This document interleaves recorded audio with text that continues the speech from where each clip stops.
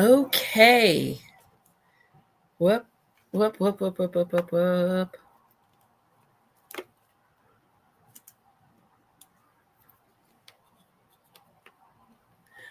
Okay. Buddy, my apologies. Wanted to share the beginning of the ASAP Rocky case. Of course, he is Rhianna's baby daddy, partner. I don't believe they're married, but they are together. And I'm interested in it because John Lewin is prosecuting it along with a prosecutor whose name is so hard to pronounce. Paul Bradley Przelomiec.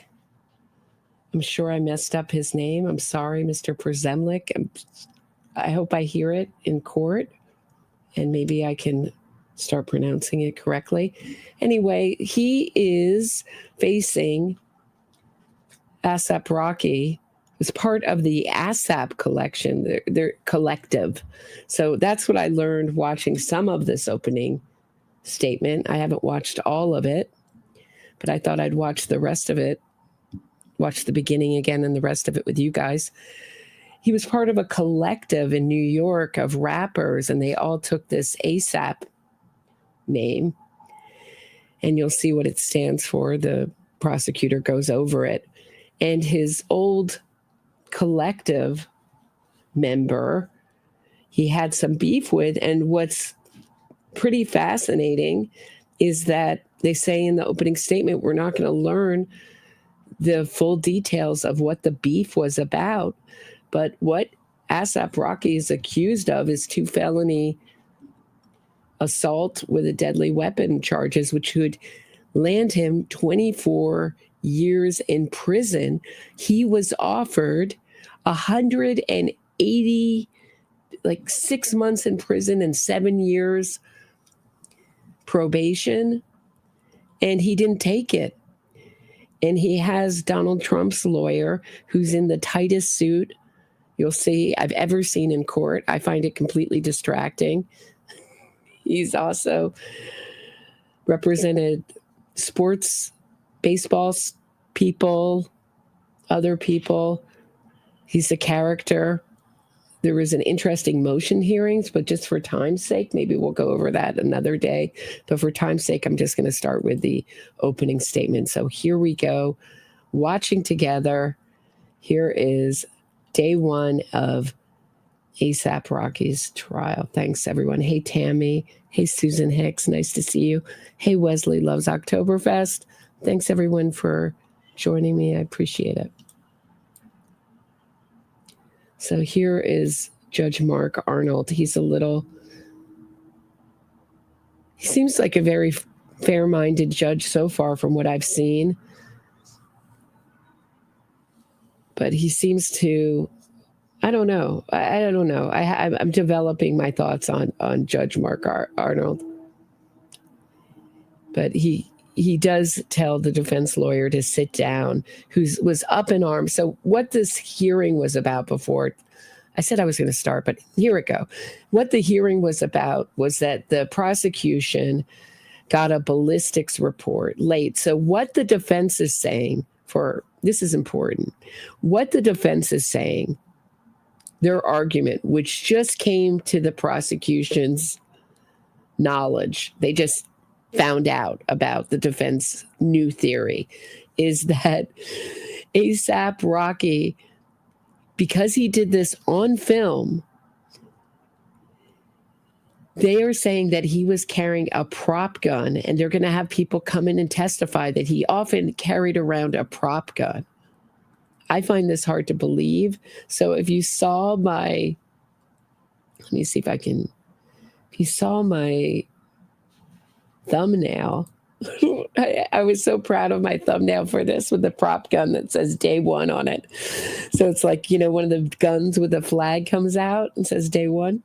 So that's what they're saying. They're saying it's a prop gun because on film you can't see the firing. They didn't catch the the firing, but people in the area called it in and said there's been gunshots. So they're going to say, I guess they're going to say there were blanks. I don't know. But Mr. Ephron, who was in the collective, who was the victim in this, got his knuckles damaged. So he's still alive. This is not a murder case.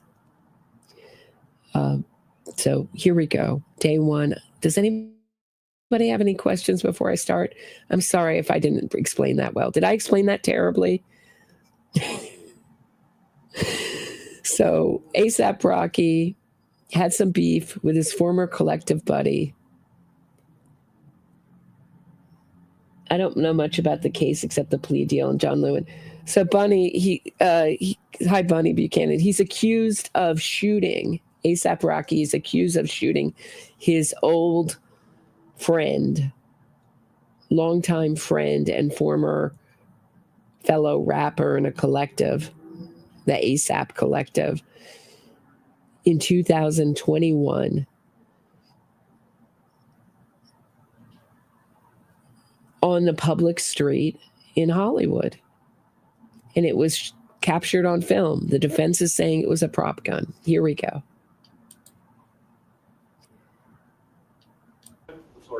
Thank you, Your Honor. Good morning, ladies and gentlemen. I wanted to start off by, on behalf of myself, Mr. Lewin, I'm sure we have... Are you getting sound? Why am I getting no sound? We all want to thank you so far for the time, attention, and candor that you gave to us. This is so odd. Hold on one sec. We all understand that. Please hold. I'm going to take a break and try to figure this out.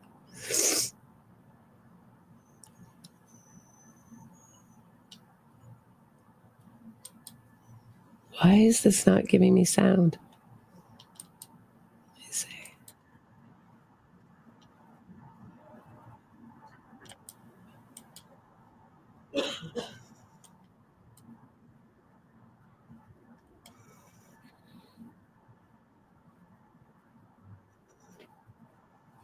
Really odd.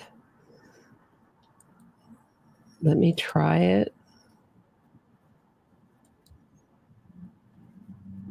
on another.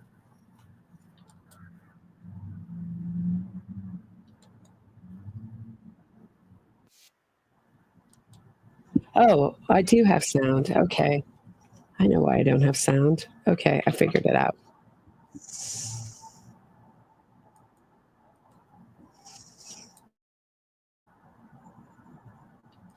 My apologies, guys. It was totally my fault.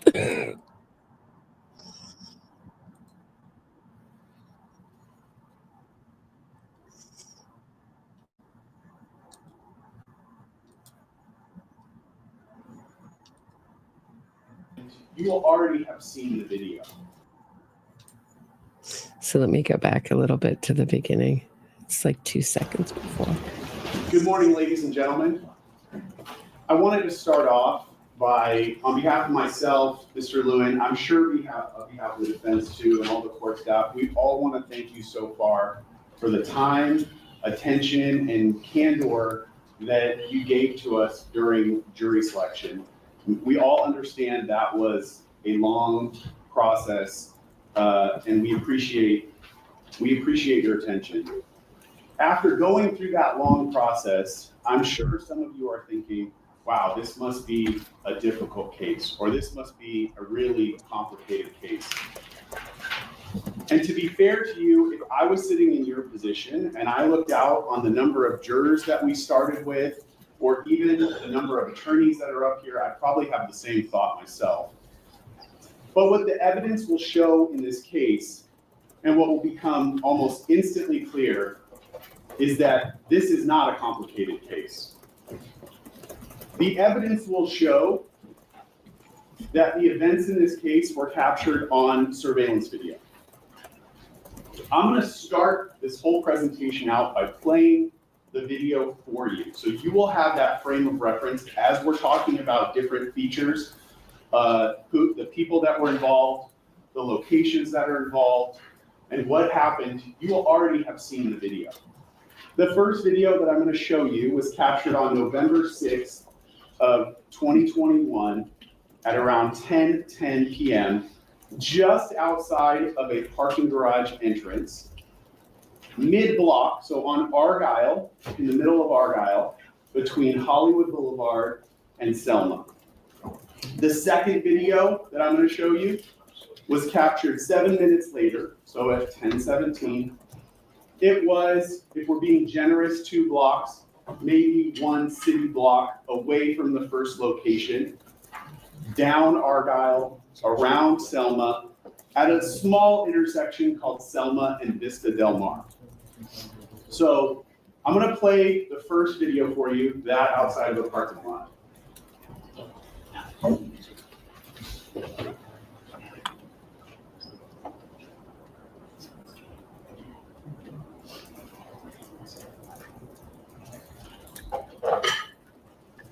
Now I'm going to move to the second location, that at Vista Del Mar and Selma, and I'm going to pre-warn you, it's a little small, it's at a distance, so you're going to want to focus your attention at the top left-hand corner.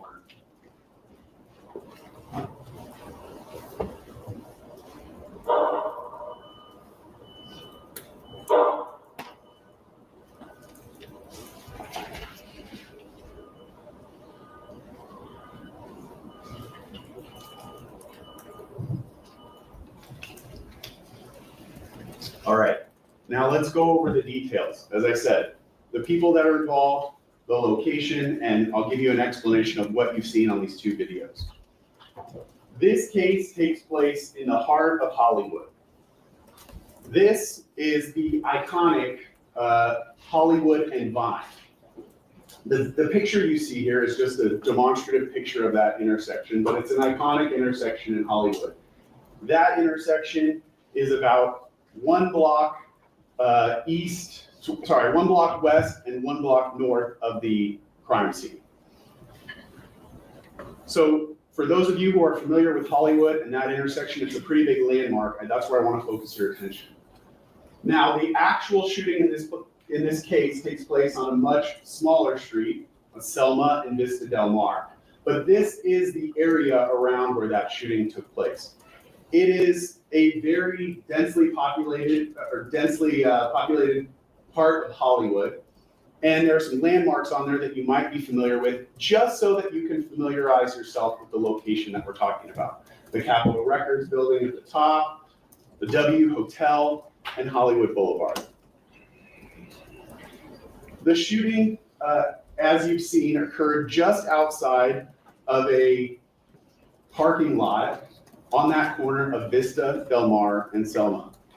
That was a parking lot at the time that was full of cars, and it was ringed by a nightclub on the corner, a sound studio, a hotel, and 3 different apartment buildings right around. As I said, densely populated. This was also Saturday night. Saturday, November 6, 2021, at about 10 p.m. in Hollywood. This is a time that Hollywood is busy. Now that you understand kind of the locations that are involved, I want to start with how this case starts for LAPD. I live in the apartment on the corner of Argyle and Selma in Hollywood, and there's just been a shooting. So at 10:18 p.m., LAPD receives this call, that there's been a shooting at the intersection of Argyle and Selma. The call continues, though. Did you see anything, or you just heard it? Yes. No, we watched it. Okay, what did you see? There were 4 men, and they were kind of fighting as they were walking along Argyle, and then they turned left onto Selma. We heard yelling, and they started running, and they turned left into the back lot apartments for El Centro Apartments. Now, the 4 men that you see on that screen will be the 4 men that we'll talk about in a minute. They were the 4 that were at that location. And then someone pulled out, the guy in the black sweatshirt pulled out a gun. Okay. And he shot, and I think the guy who shot was blue. Now, the evidence in this case will be that the man in the black sweatshirt was the defendant, Rakim Mayers. That evidence will be uncontradicted. As you have heard throughout jury selection, Mr. Mayers is an entertainer, and he goes by the stage name ASAP Rocky. You will hear other nicknames that he is referred to in the evidence in this case, including Flacco and Luigi. At the time of this crime, Mr. Mayers was 33 years old. He has his own company that I believe is referred to as AWGE, A-W-G-E, that you will hear referred to in the testimony in this case. And as we've talked about, his significant other is Rhianna. The victim in this case is a man by the name of Terell. I just want to note that he has just about 1 million different nicknames. He also goes by Flacco. What else does he go by? Hold on one second. Let's go back 1 second. Flacco, Luigi, or ASAP Rocky, in addition to Rakim Mayers. I mean, how many different aliases do you need? Okay, sorry, I won't interrupt anymore. Only to say, only when Joe Trapicata comes on, ASAP's lawyer, and his suit. You guys got to see this suit. I know we're all talking about it in the comments section. Tightest suit I've ever seen a lawyer wear. I said in court, but in or outside of court, ever. Including women. This suit is ridiculously, it looks like he's bursting at the seams of this tan suit. It's so distracting. If I were a juror, all I would be thinking about is his suit. You can see every muscle, and I don't know if that was the point. He's been working out. I was watching this last night on Zoom with Murder by Maestro, and he said he thought that he was broke and he's gained weight and Trump didn't pay him. And as we've talked about, his significant other is Rhianna. The victim in this case is a man by the name of Terell Ephron. And Mr. Ephron, you will hear, was also a member of the ASAP collective, and he went by the nickname ASAP Relly. Mr. Ephron was also 33 years old at the time of this crime. And what you will hear from Mr. Ephron is that he was friends with Mr. Mayers well before this case and well before even Mr. Mayers was a famous individual. That essentially, I believe they met in high school and grew up together. He has known Mr. Mayers 18 or 19 years at the time that this shooting happens. And you will also hear that he, too, at the time was working in the music industry, and he had his own company called Shut Eye Entertainment. Now, I mentioned it already, but to put a finer point on it, the group that both of these men were members of is called ASAP. It doesn't stand for what you probably thought it did when you walked into court. It's an acronym for Always Strive and Prosper. It was formed by high school age kids in Harlem, New York around 2006. They call themselves a collective.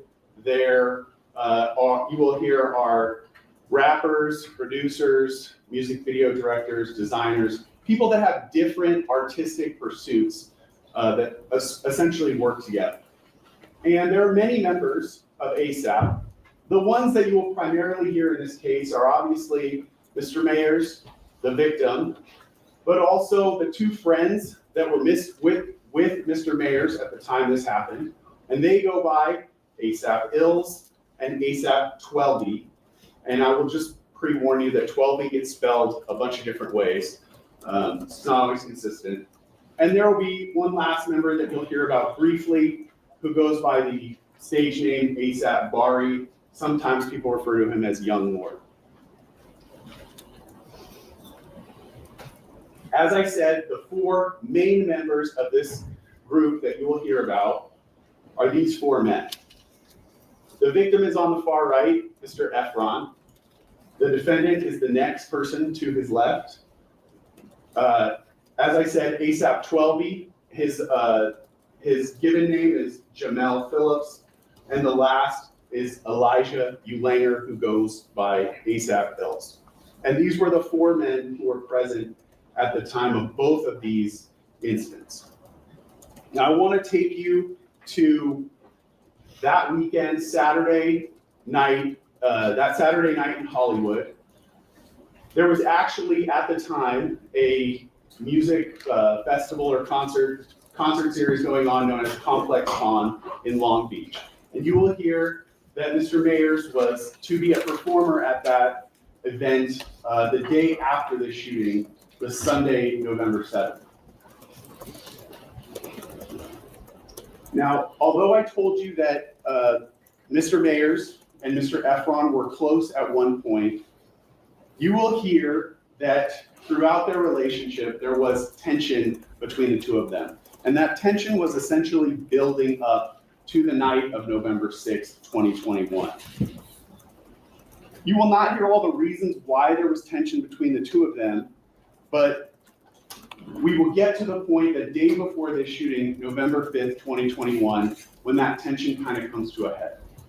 But what happens on that day, Mr. Ephron will tell you, is that he is in a car with that last member of the ASAP group that I talked about, ASAP Bari. The two of them are driving when ASAP Bari receives a phone call from Mr. Mayers. And ASAP Bari takes that call on speakerphone.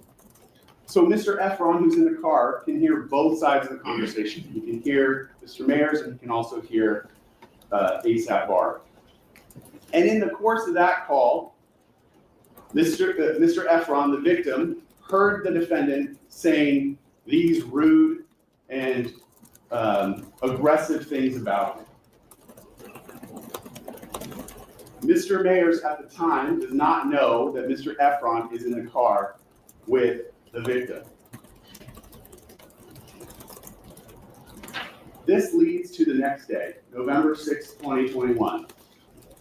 You'll hear that Mr. Ephron was in Los Angeles working with one of the artists that he managed.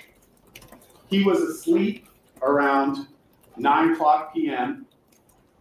when he started receiving a series of urgent messages from not only from Mr. Mayers, but from the 2 other men that were with him, ASAP Ills and ASAP 12.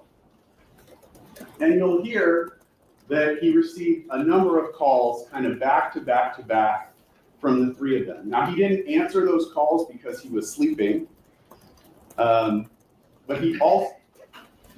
when he ultimately woke up, he saw that he had a number of missed calls.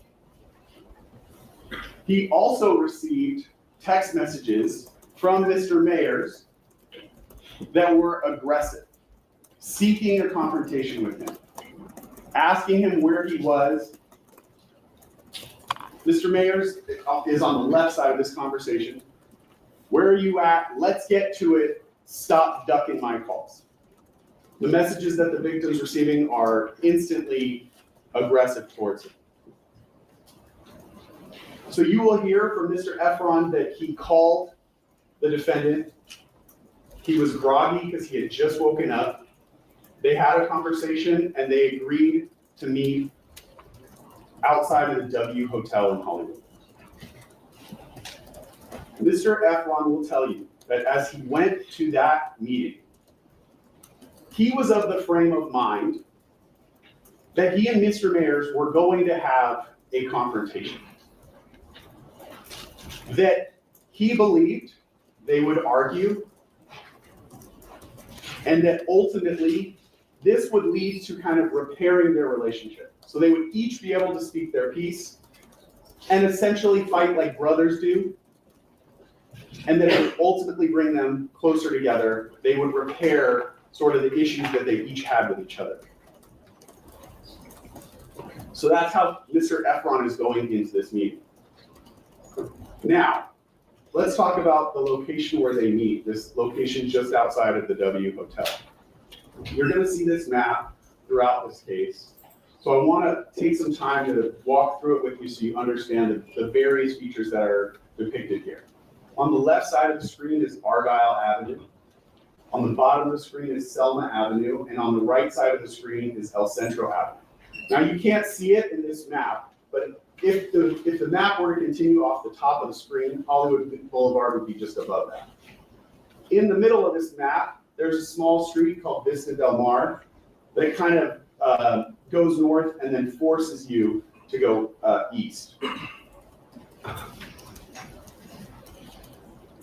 The red arrows that you see here are the path of travel that Mr. Mayers took that evening. So it starts at that mid-block location on Argyle, continues down to Selma, and then up Vista Del Mar, around that corner, all the way to El Centro, and then he made a left turn on El Centro and went above, off the map. The numbers in the red boxes that you see here, 1, 2, 3, and 4, are the 4 different locations where the police were ultimately able to recover surveillance video from. There are 4 different locations. Attached to each one of those locations, you'll see the green triangle and the green, with a green arrow in the middle. And what that represents is very roughly, this is not meant to be, exact, but very roughly the direction that a camera attached to that building was facing. You will also hear that locations 1, 2, and 4 captured video only. But you will hear that the location with the number 3 captured both video and audio. So I told you there's 2 incident locations, 2 altercations that happened. The first happens where the yellow box is right now, right outside of that parking garage. The second happens at that corner of Selma and Vista Del Mar. And that's where the firearm was actually discharged, where the gunshots were fired. So the first location I want to focus on is that where the initial confrontation happens. This location is the entrance and exit of a parking structure. This is that parking structure entrance if you were standing in Argyle and you were facing towards Selma. So Hollywood Boulevard would be to your back. And the entrance is on the left-hand side there. And what you will see in the videos, this parking lot entrance has those hanging indicators from the roof that tell you how tall the garage is, so that if you are driving a tall car, you don't, of course there's a fly buzzing around me, you don't run your car into the roof of the parking structure. And I point that out because when you watch the video, you'll actually see that red indicator as a kind of a line through the video, so you know what that is. At the mouth of that parking entrance, there are cameras that are facing the sidewalk. Those are the first view that we saw. And these cameras capture the initial encounter between the victim, Mr. Ephron, who you see there, and the defendant, Mr. Mayers. And you can see that Ills is the first one to intervene to try to separate the 2 of them. And then at the very bottom of the screen, you see 12E putting his hand to try to also intervene and help separate them. Now I know it goes by quickly, and you're not as familiar with all these people, so I want to kind of break it down a little bit for you and show you what the evidence that you're going to receive throughout this case. The first person that you see in that video is the victim, Mr. Ephron.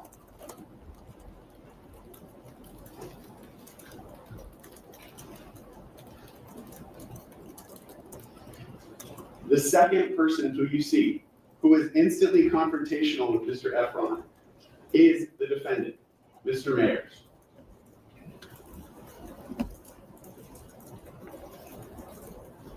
You see on the video that Mr. Mayers is immediately aggressive towards Mr. Ephron. He's pulling at Mr. Ephron's sweatshirt, and he's pushing Mr. Ephron backward and pushes him off camera, out of camera view.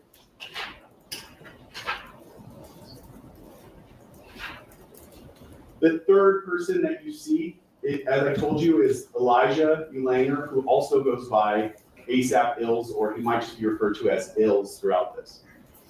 If you look closely, you can actually see his stage name embroidered on the jacket that he's wearing there. And what he attempts to do is to de-escalate this situation, to get between the two men and to physically separate them. And you'll see that all three of them go off screen for a period of time. Mr. Ephron will tell you that during the period of time that they are off screen is when the defendant first produces that semi-automatic pistol from his waistband. He pulls it out of his waistband and he's holding it to Mr. Ephron. Mr. Ephron will tell you that the defendant pointed the gun at his chest and was essentially trying to point the gun around Ills, who was between them. That at the time that he was pointing the gun at Mr. Ephron, he was also threatening Mr. Ephron. I'm going to kill you. Keep in mind, these men have known each other for a long time. And Mr. Ephron will tell you, in his state of mind, he never believed that he was going to be shot. He never believed that the defendant would actually shoot him. He will tell you that had this been a stranger, someone he didn't know as well, he would have been petrified. As you can imagine, anyone pointing a gun at you would upset you. But he knows the defendant. He knows that Mr. Mayers is not going to shoot him. He knows so much so that he'll tell you he looked at the defendant and said, if you brought a gun, you should shoot it.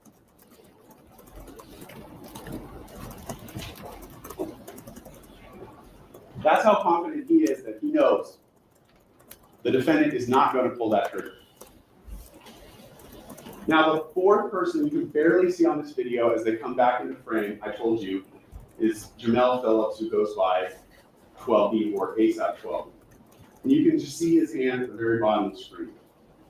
When they come back on screen, and specifically when Mr. Mayers comes back on screen, you can see the gun in his hand. You will hear that that gun that he's holding is a semi-automatic pistol, or has features that are consistent with a semi-automatic pistol.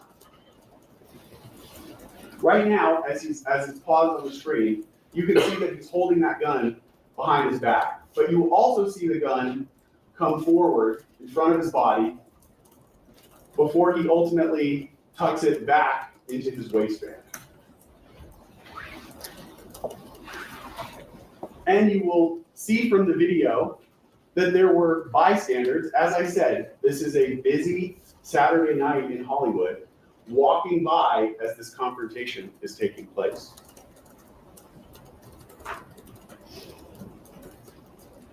You will hear that right after that encounter that you saw, that Mr. Mayers walked away and was walking down Argyle towards Selma. Mr. Ephron will tell you that as he walked away, he looked over at 12E, Mr. Phillips, and he saw 12E putting a pocket knife away. And Mr. Ephron, and then 12E, Mr. Phillips, walked behind the defendant, Mr. Mayers, and Ills walked behind him as well. So the three men that had come to confront Mr. Ephron walked away down Argyle towards Selma. And Mr. Ephron will tell you that at that moment, his mindset about the initial confrontation changed. I told you that Mr. Ephron will tell you when he first went there, he believed that this was meant to be a confrontation so that they could strengthen their relationship. But having just had a gun pointed at him and seeing another friend putting away a pocket knife, that his mindset changed, and he understood these men never came here to try to make peace with him, that it was always meant to be a confrontation. And he decided at that moment that having a gun pointed at him was sort of a bridge too far in their friendship. And he understood he was probably never going to have the same friendship, especially with the defendant, ever again. And you will hear that as the defendant walked away, Mr. Ephron followed behind him and was yelling and screaming at him, even though he knew the defendant had a gun. Because although Mr. Ephron believed this is going to damage our relationship, he still never believed that the defendant would actually shoot at him.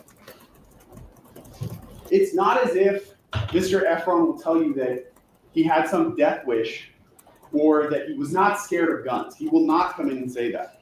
What he will tell you, again, is that had anyone else done this, he would have been frightened. But he had known the defendant for so long, and they were close. So he walks down Argyle towards Selma and follows behind the three other men. When they get to Selma, they all turn left, and they walk towards Vista Del Mar.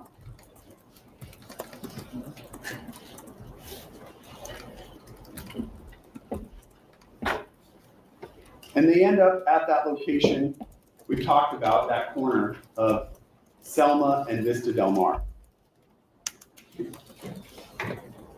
And as Mr. Mayers stepped off the curb, he walked into frame of the camera at location number 2 that's pointing towards Selma.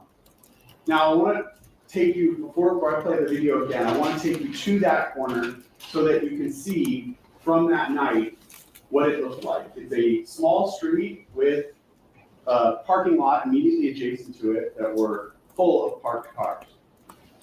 And at 10:17 p.m., when they arrived at that intersection and the defendant stepped off the street corner into view of camera number 2, you will see video from that location.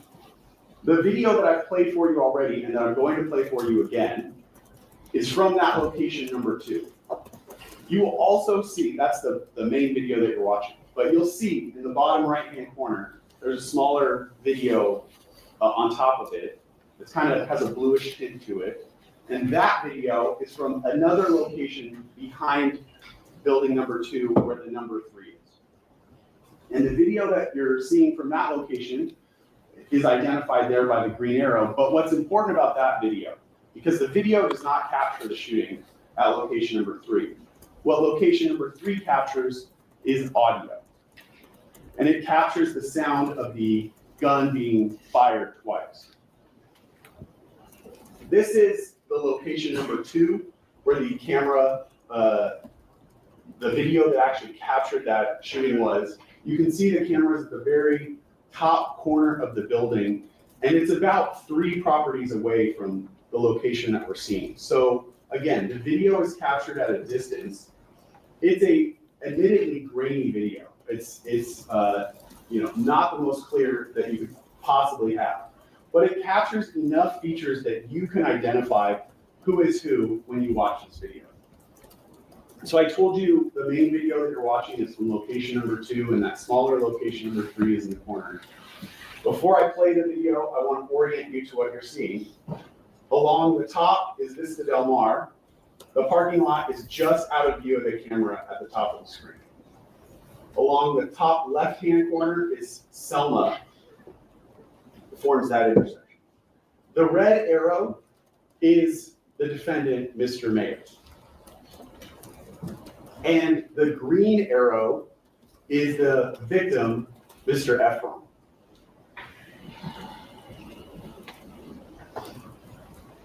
Okay.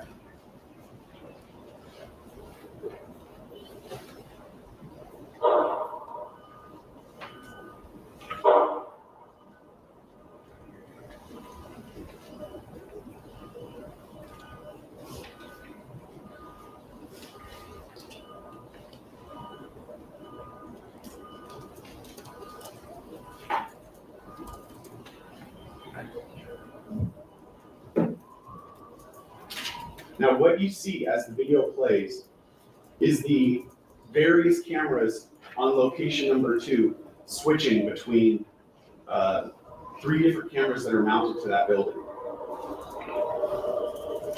What's important about that, towards the end of the video, you'll see as Mr. Mayers is running away from the location, running down Vista Del Mar towards El Centro,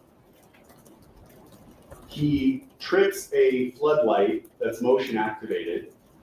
And when you watch the video closely, that floodlight is captured by both locations. So location number 2 and location number 3, those cameras each capture that floodlight turning on.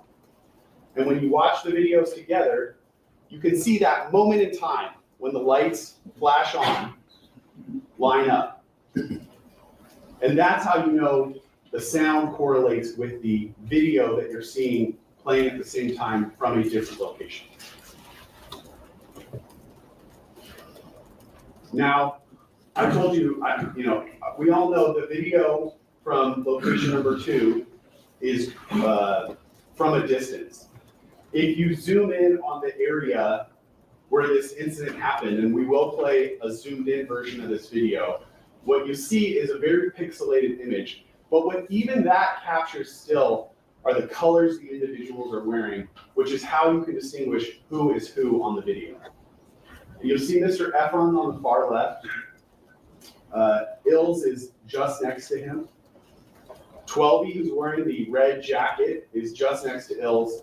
And then the defendant, who's wearing all black, is at the bottom of the screen. Again, I understand if you watch this video one time, you may not pick up these features, but as you watch it repeatedly, you'll be able to tell who is who.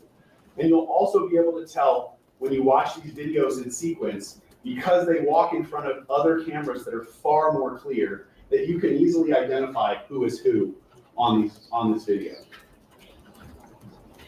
So this is the zoomed in version of that incident. This does not have any audio.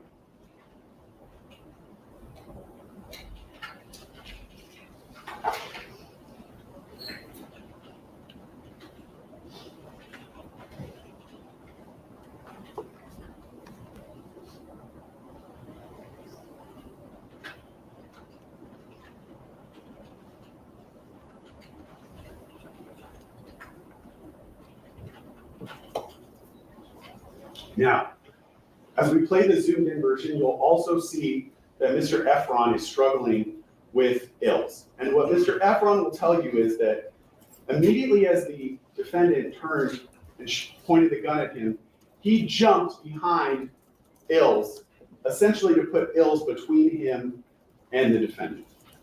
And you'll see on the video the defendant lunging one way and then the other way around Ills, trying to get at the victim, who is holding Ills in front of him. Now, despite how dangerous this is, having a semi-automatic pistol pointed at you and discharged twice, you will hear that Mr. Ephron was not seriously injured by this shooting. He has these injuries to the middle knuckle of one of his hands.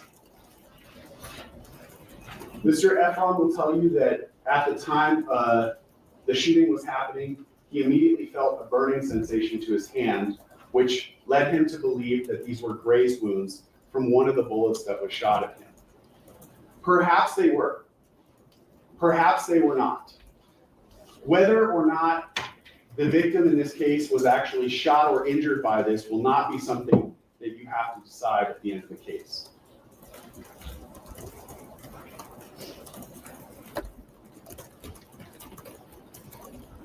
We ask you to wait until the end of the case when the judge instructs you on the law, what elements are actually required to be proven before you make any decision. And to listen to the charges specifically and not consider charges that the defendant is not charged with. In this case, he's not charged with attempted murder, for instance. Now, before I move on, I want to focus in on the last location that I haven't talked about much, location number 4. That location is a loading dock for this building on El Centro. It's right at the corner of El Centro and Vista Del Mar. And what you'll see in the video from that location is the defendant, Mr. Mayers, and his companion, 12B, walking from Vista Del Mar up El Centro towards Hollywood Boulevard. The arrows indicate their path of travel. They're going to come from that corner and then walk up El Centro. The camera itself is in that red circle. And you'll see this video is far more clear. And you'll see features of their clothing that you can match up to the clothing from the other videos that we've already watched. For instance, I mean, you can see just from Mr. Mayer's facial features that he's the one wearing all black. You can see from his facial features compared to the video from the parking structure.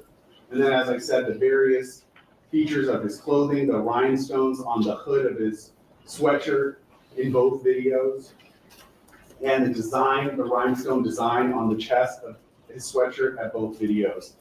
And taking all the videos in their totality and comparing them is how you'll be able to decide on the video who is who.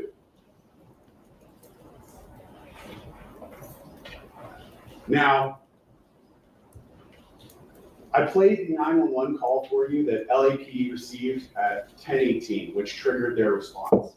And you'll see and hear that at 10:27, LAPD officers responded to the 911 call, and as is their duty, they responded quickly to this call to try to of shots fired in the middle of Hollywood.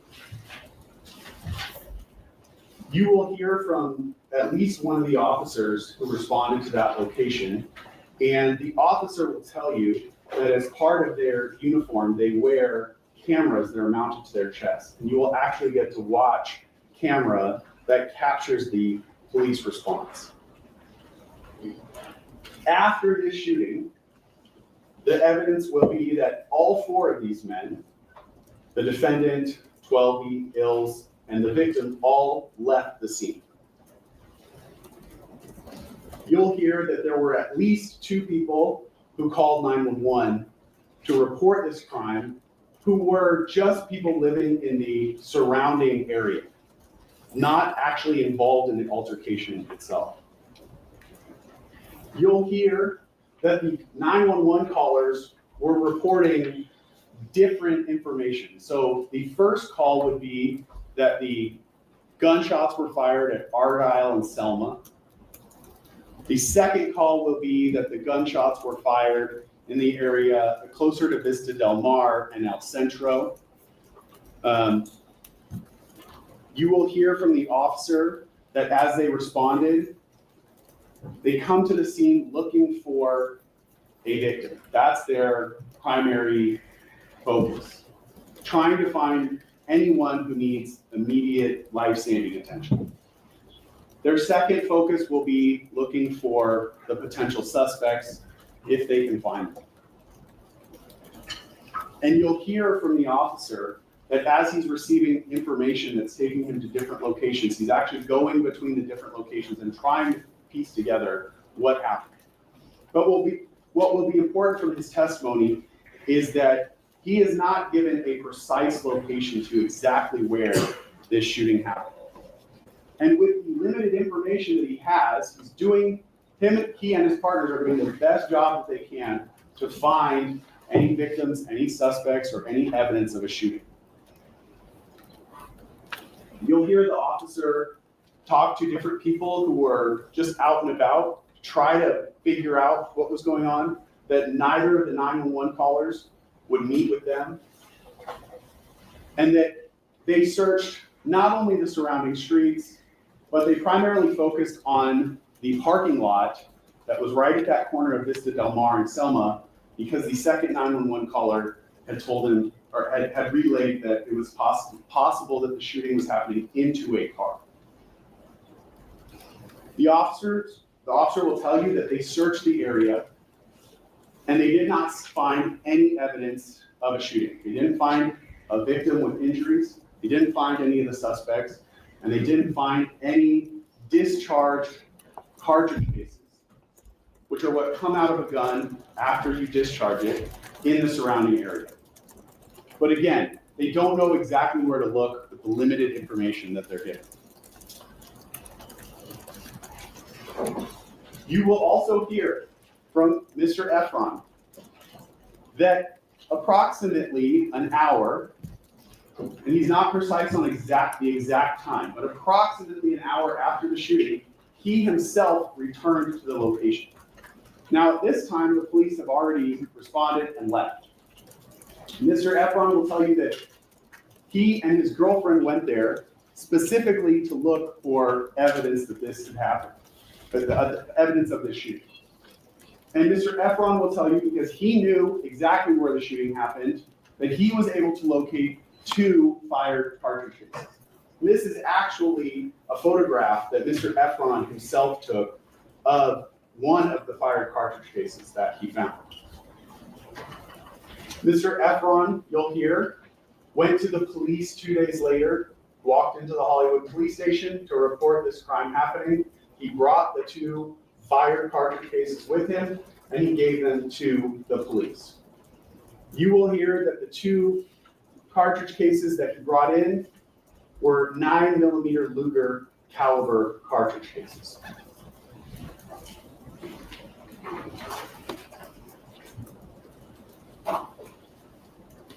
However, you will also hear from Mr. Ephron that immediately after the shooting, about an hour and a half later, he started text messaging the defendant.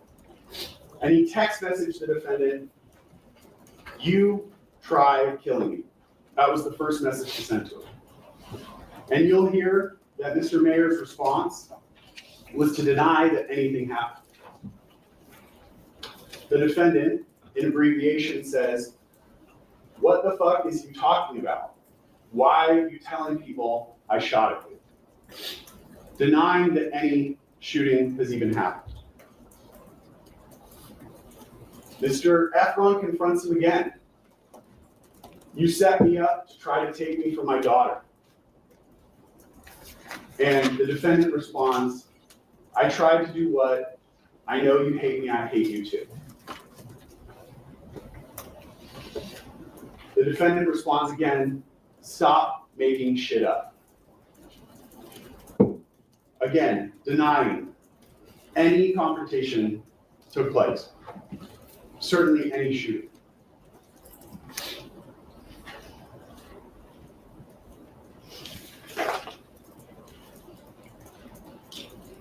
We've already told you in jury selection, and you will hear evidence, that after this shooting, Mr. Ephron sought money from Mr. Mayers.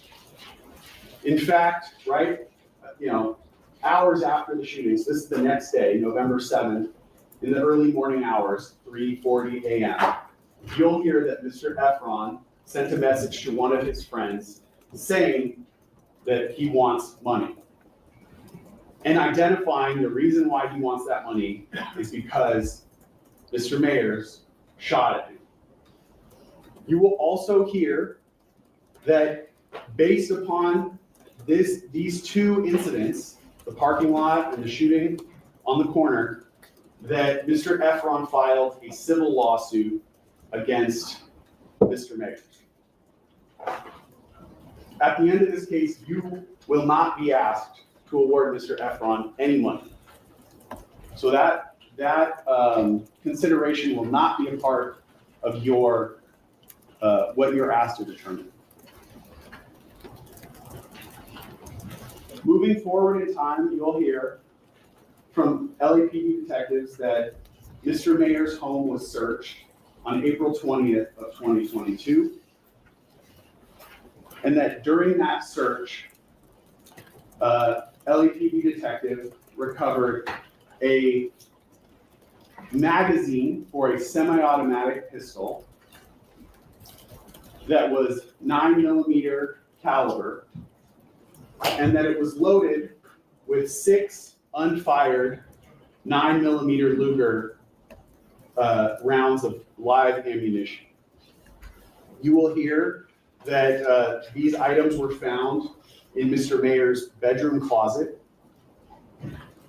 You will also hear that there was no handgun that was 9mm in Mr. Mayers' home that was for that magazine. So you have a 9mm magazine, but no handgun to go with it. The last point I want to leave you with before I conclude is that we expect, in this case, that the defense will call Twelby, Mr. Phillips, to testify. At the time of the shooting, again, he's friends with all these participants. He's 32 years old. And it is expected that he will testify that the defendant was in fact the person on the video who fired the 2 gunshots that we hear. So it will essentially be uncontested that Mr. Mayers was the person who fired the gun at that street corner, and that he will tell you the gun that the defendant fired was a starter pistol.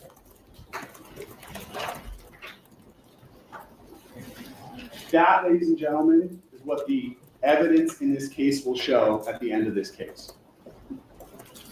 As I've said, we expect that the defense will attempt to present an alternative explanation for what happened that night. But we ask you to do one thing, which is, as you evaluate the evidence from both sides in this case, to not leave your common sense at the door and wait until the end of the case when you have all the evidence to make your decision, listen to the court's instructions on the law, and return the only just verdict there is. Thank you. All right, folks, we'll take the break now.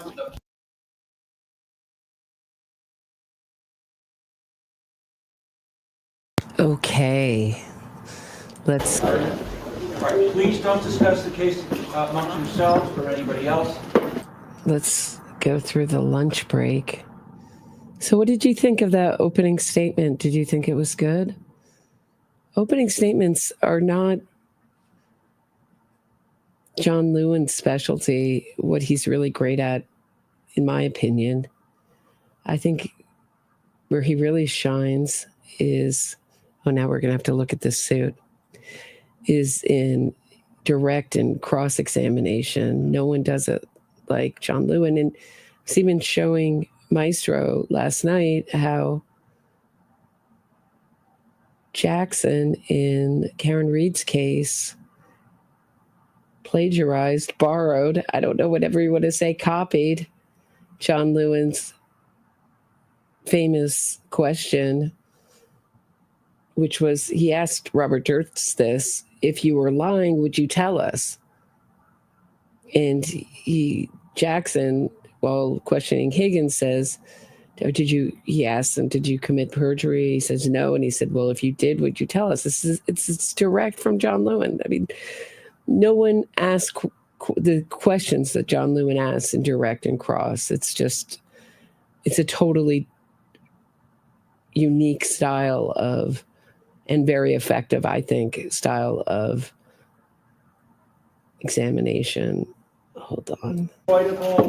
Commitment arose for someone. So here is Joe Trapacana, who, let me look him up. I just looked him up last night. Just to give you a little background.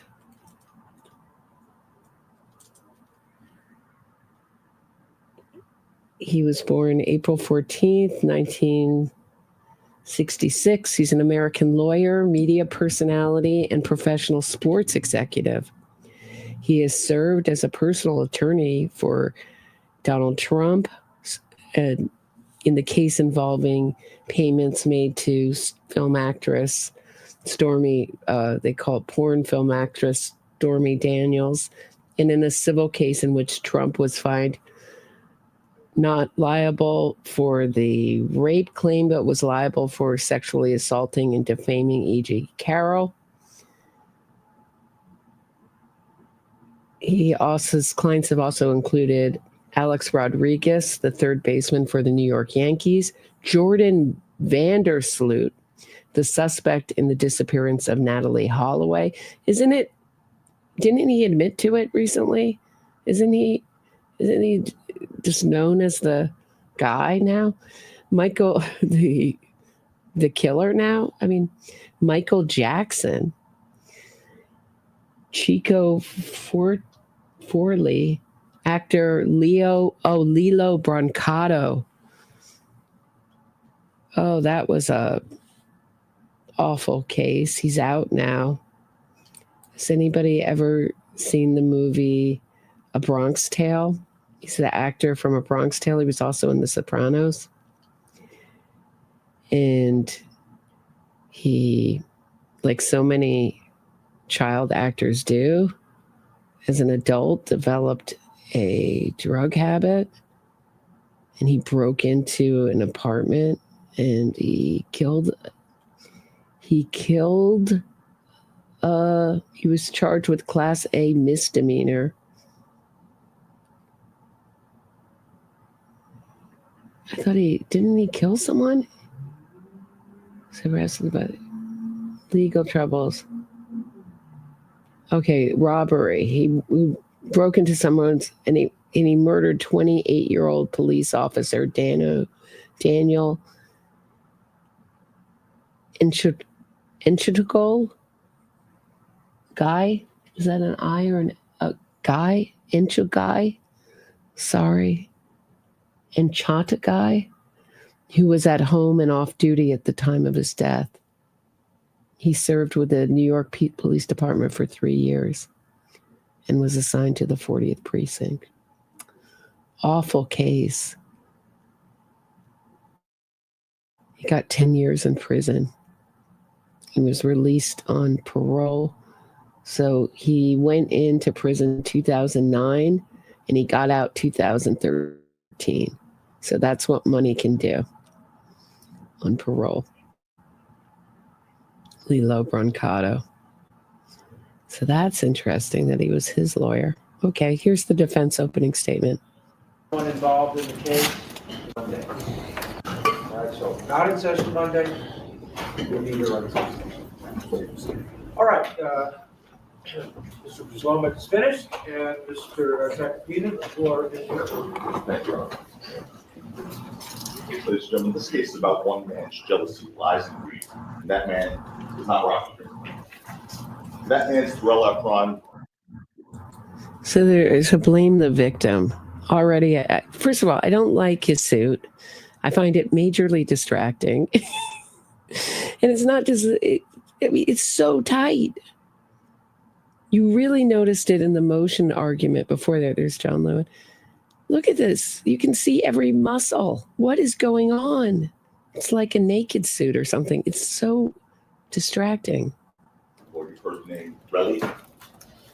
He is the source of all the evidence in this case, all that the prosecution is going to rely on. He's the source of all the evidence. The two assaults you're going to hear about in this case were both committed by this Relly. Both.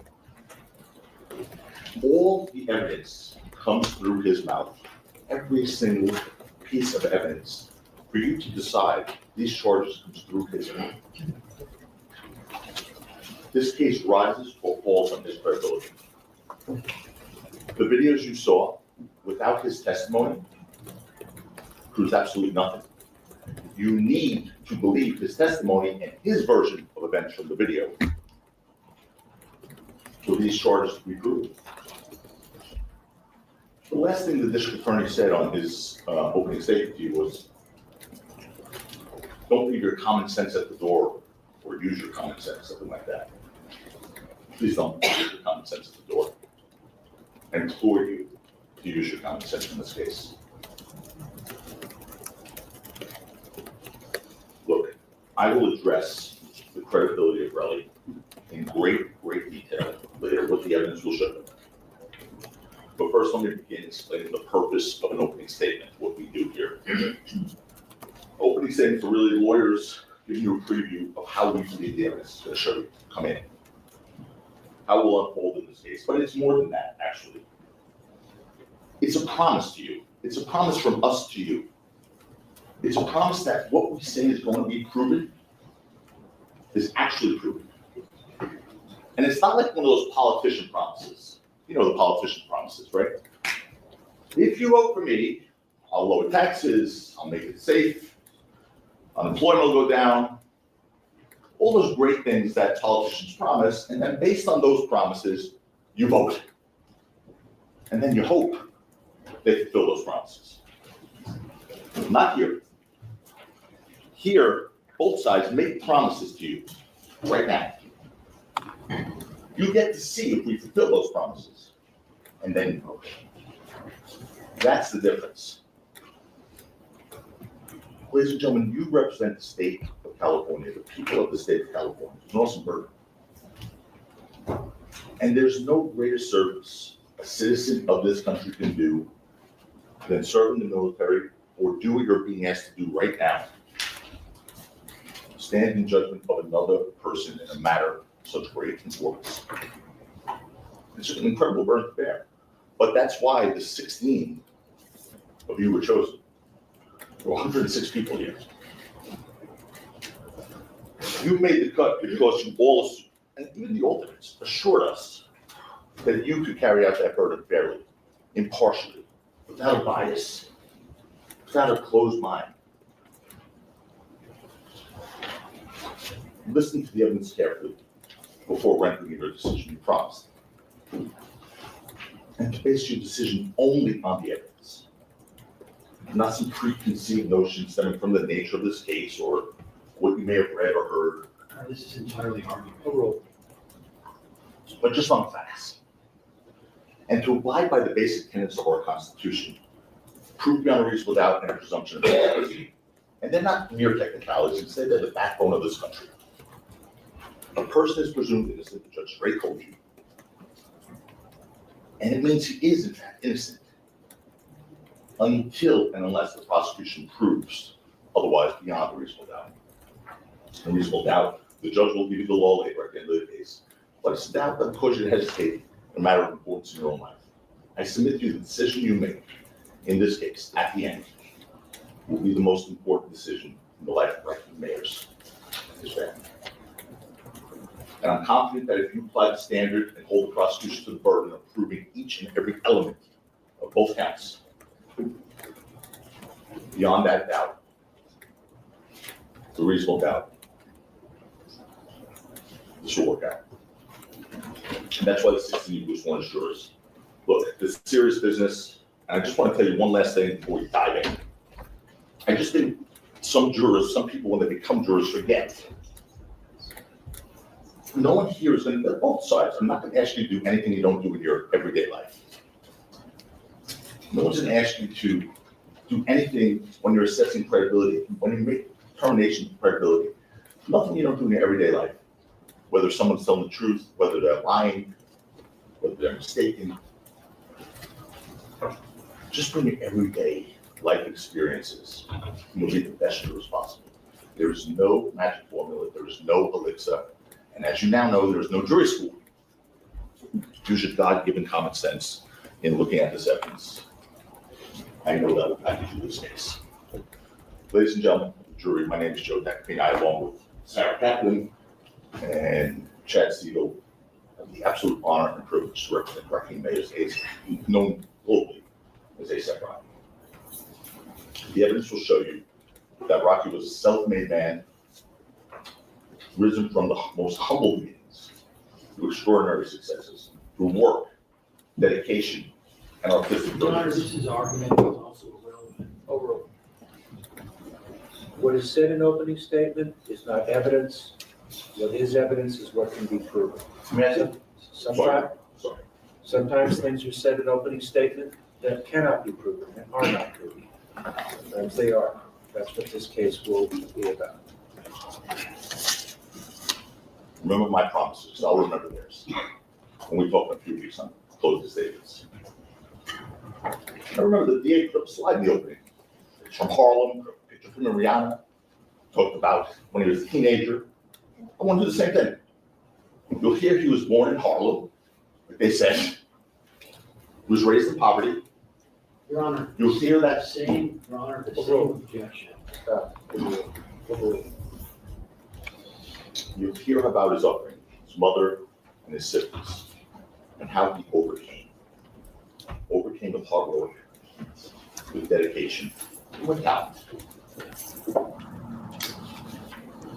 Mr. Terell, Rocky is not only I do want you to stick to what you, the evidence will show. yes, I do believe the evidence will show that, but I'm gonna get deep. The evidence, what is the evidence will show that he worked his way up to become a success? I mean, that should, I mean, they don't, it seems like they have nothing. And they came to this prop gun defense at the last minute. So it's a little hard when you're so guilty. I mean, that's pretty much my interest in this case. Lewin said is known as one of the most winningest prosecutors in his area. It's been said he's never lost a cold case. I don't know if that's true or not, or if that's lore. But so this is really not his area. This is not a cold case. This is from 2021. It's not even a murder case. But Tacopina and was offered, the prosecution offered ASAP Rocky a plea deal that would have him serve 6 months in jail. And my understanding, I don't know if California jails are still overcrowded, but you probably do about half of that, 3 months and 7 years probation. He was like, no, thanks, I'll go to trial. I mean, dumbest decision ever. I mean, maybe it won't be so dumb if he gets acquitted. He doesn't have to be, this is 2 felony counts, convicted felon for the rest of his life. Okay. But he already had another trial, New York. So Tacopina, Lewin, one of the things that he talked about with me, I've done many interviews with John Lewin on this channel. Probably, I think I have a playlist. Check it out. Is that he knows the evidence code. He says probably better than anyone in the courtroom, sometimes even the judge.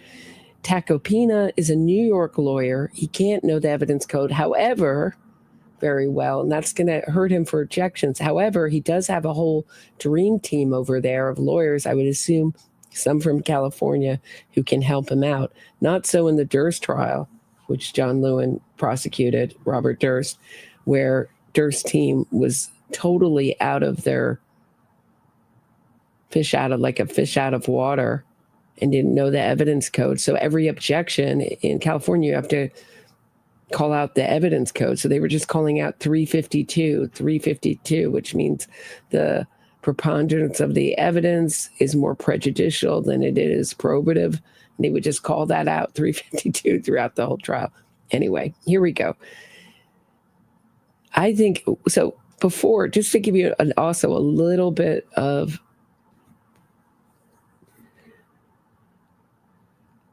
information that may add to this, is that Tacopina tried to delay this trial in a very fiery motion before the opening statement.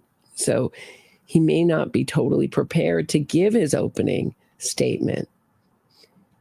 My feeling is, just looking at it, he does have it, is that he had something written down, but not totally prepared and polished for today. And he really thought he would win his motion. So what the motion is that the prosecution got this 1-page ballistics test back that showed that the bullets could have come from ASAP Rocky's gun that were found at the scene. They also could have been from other guns. And so they argued this odd argument saying, we don't know what this means. It could come from so many other guns. How many other guns could it come from?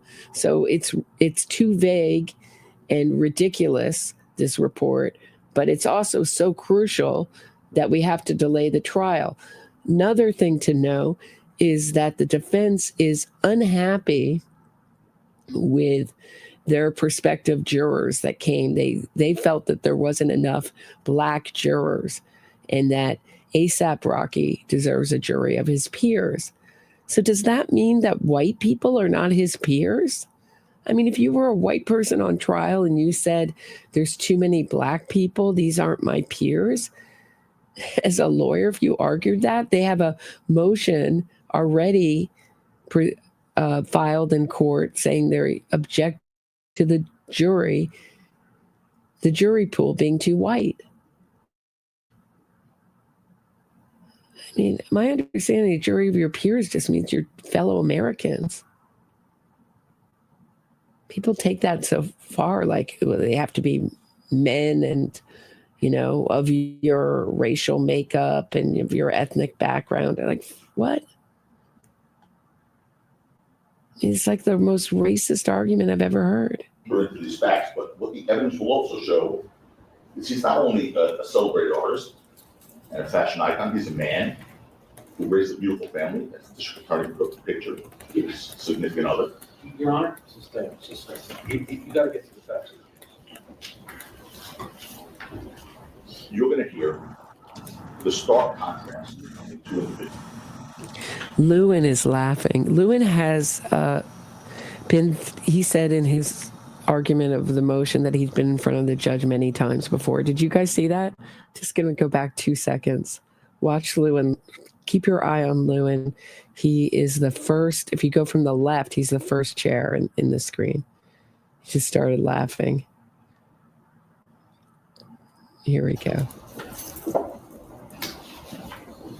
Mr. Terell, Rocky is not only I do want you to stick to what you, the evidence will show. yes, sir. I do believe the evidence will show that, but I'm going to get deeper into these facts. But what the evidence will also show is he's not only a celebrated artist and a fashion icon, he's a man who raised a beautiful family, as the district attorney put the picture, his significant other. Your Honor? You gotta get to the facts. You're going to hear Enough about how he's a beautiful icon person, has a beautiful family, wonderful guy, best guy in the world, the best guy to get a gun drawn at you and best guy to shoot at you.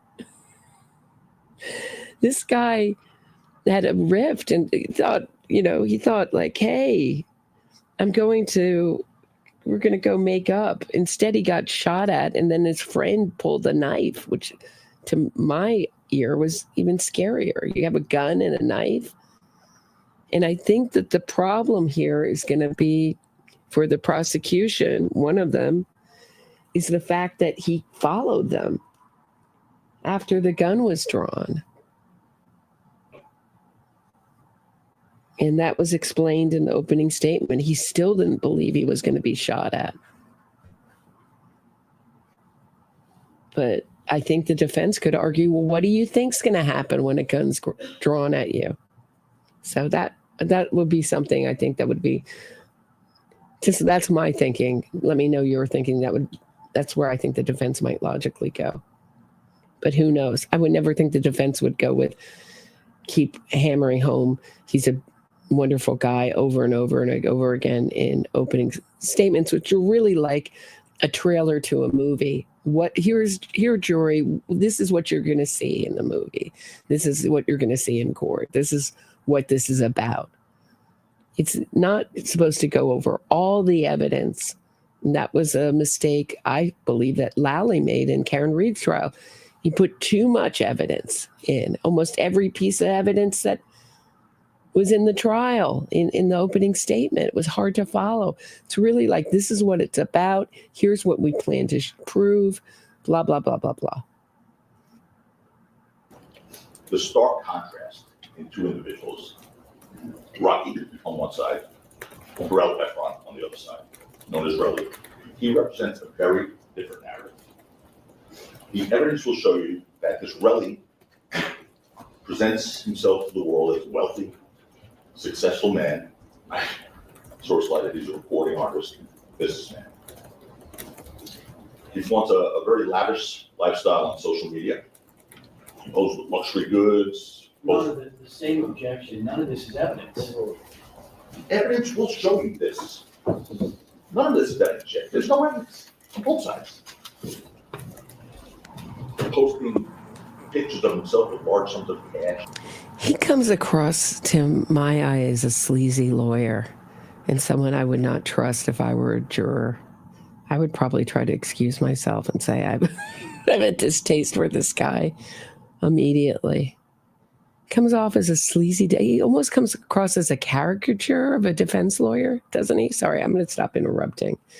But I agree with Lewin's objection. I mean, none of this is that. Just tell us what you're going to do. What's the defense? It was a prop gun. I'll do it for you. Tacopina. It was a prop gun. There's no signs of it firing on film. Sure, my client was smart enough not to say what he did in text message and to deny he shot him in text message. And I'll go with that. That backs up our theory that it was a prop gun. He often carried a prop gun. We're going to have witnesses come in and tell you that he often carried a prop gun. I've done, there's my opening statement for the defense. And whatnot. It's fraud. He is all about the money grab. The truth is hard, and you're going to see these. Lily, it's the defense's theory, new theory, that ASAP Rocky was carrying a prop gun. Somehow, Ephron's knuckles were injured. He injured them himself. I don't know how they're going to say his knuckles were injured, but they're going to got to come up with something. Let's see if they come up with any reason, but that it never fired. And that my thought would be that they'd say that he injured himself because he wrote this text message to Rocky that he wanted money from him, which is a very street way to settle things. Hey, you shot at me. I want some money unless he could sue civilly for his injuries, his knuckle injuries. Curious if there's a civil suit against Rocky for this, where he's waiting to see how this turns out. But here, where there's no money on the line, so the defense is going to say he injured himself or he was injured in a scuffle, but he wasn't injured from a gunfire. There was no gunfire. My client carried a prop gun that day. He frequently carried prop guns around, as you know, so many do. Who carries a prop gun? But okay, and we're going to have people testify that it was a prop gun. That's the defense theory. Is that clear? Am I confusing everybody, or is that clear? Tammie says perfectly said. Okay, Lily's got it. Okay. This extravagant lifestyle that Terell flaunts is nothing more than a fraud, built on not on success and hard work, but upon criminal activity. Ladies and gentlemen, this case is all about money. I've said it once, twice, I'll say it a few more times. The evidence will show you it's nothing more than a money grab, nothing more. A clear attempt at extortion by Relly, so he can keep funding this extravagant lifestyle of his that he presents to the world. You're going to see the only reason we're in this courtroom is because Rocky would not agree to be a victim of another one of his crimes. That's why we're here. So Rocky said, here's some money. We're not here. He doesn't go to the police. And even after he went to the police, if Rocky gave him money, we're not here. It's not about justice, it's about money for him. Period, end of story. And I will show you that. The evidence will make clear that Relly is trying to leverage a fabricated story to extract money from Rocky, using lies to support these claims. And the evidence will show you that Relly is a blatant perjurer, someone who takes an oath, despite that oath lies.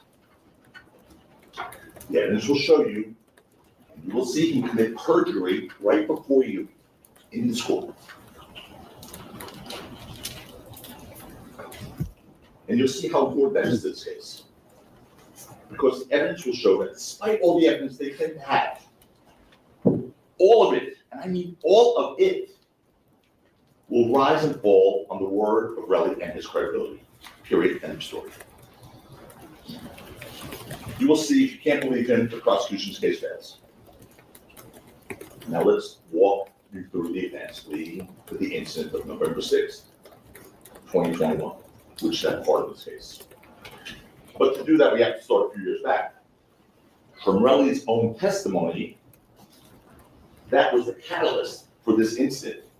His resentment, from his own testimony, his resentment was the catalyst for this incident, and his animosity towards Rocky. The evidence will show you that Relly met Rocky when he was in high school in Harlem. They were both part of that creative and artistic conglomerate called ASAP, which now you know means always strive and prosper. Over the years, Rocky achieved more and more success in the entertainment industry at first. He did maintain a friendship with Relly, unfortunately for him. He even sought to help Relly through professional collaboration. But that wasn't enough for Relly, clearly. You'll see the kind of person Relly is in this courtroom. You're going to see it.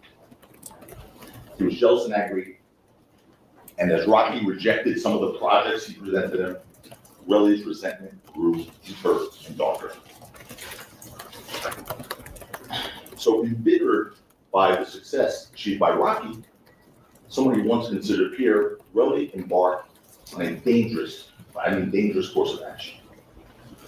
And in November 2021, Relly's resentment towards him reached the fever pitch. After tragedy had struck another member of this ASAP group, an individual named ASAP Josh had untimely death and passed away. Evidence will show you that Rocky stepped up, spoke to the parents, to the mom, ASAP Josh, and covered the cost for the funeral, bring the body back to New York and pay for the funeral. But Relly, still blinded by resentment, believed otherwise. He thought for some reason Rocky didn't agree to pay, or had agreed to pay, but they didn't actually pay. And he was furious. He went as far as to threaten physical violence against him because he thought he didn't pay for the funeral or for the expense of flying the body back. He was wrong because he did pay. But he went as far as to threaten physical violence. And you're going to see that for yourself, ladies and gentlemen. On October 16th, a few weeks before this incident, that you'll hear about, Relly told his friend that Rocky was a piece of shit and declared, "I'm gonna beat this nigga up." Now it's funny, they showed you a lot of text messages. I didn't see that one. Did not see that one. That's the catalyst. That's weeks before this incident, when he came in hot on November 6, 2021 on Argyle. And if you fast forward only a few weeks on November 6, 2021, you'll see that. You see that Relly sought to turn those threatening words into dangerous actions. And he did. The evidence will show you that on November 6, 2021, Rocky was scheduled to attend a music festival. They put it up there called Complex-Con, with two other members of the ASAP crew, Elijah Ulanga and Janelle Phillips, now know them as ASAP Ills and ASAP 12. So in order to address Relly's resentment, because he was really mad, and have him accompany Ills and 12 to the festival, Rocky reached out to him multiple times. As a matter of fact, I think he saw a text from one of Relly's friends to Relly saying, "Hey, I think he wants you, Rocky wants you to perform at Complex-Con." So Rocky was trying to get him to come. It was sort of a celebration of the ASAP crew. So Rocky, yes, he was urgently messaging him because they were late for this Complex-Con. You're going to hear that from multiple witnesses. He was making them late for the show, so there were multiple messages from both 12 and Rocky. Where are you? Where are you? Where are you? However, you're going to learn that although Relly, because Rocky had reached out to Relly to make plans to meet at his hotel. And you're going to learn, however, that Relly said he was staying at the Lowe's Hotel, who was in fact staying at the Lowe's Hotel, lied to Rocky and said he was staying at the W Hotel. Why? because he wanted Rocky to think he was staying at a nicer place, according to him, which is consistent with his pattern of showing off a phony, extravagant lifestyle. But also consistent with his pattern of lying. You'll see Relly committed perjury about that exact reason. And despite Rocky's best intentions, the evidence will show you that Relly was angry when he agreed to meet Rocky that day. And that anger came to a head when he encountered Rocky on the street, outside of a parking lot, on Argyle Avenue, leading to a brief altercation that took place on the street, which you saw a clip of, a very short clip of. You'll learn that Relly claims Rocky instigated, Relly, by the way, is twice the size of him, but we'll get to that. Relly claims that Rocky instigated the altercation, but the evidence will show you it was Relly who was the one looking for a fight.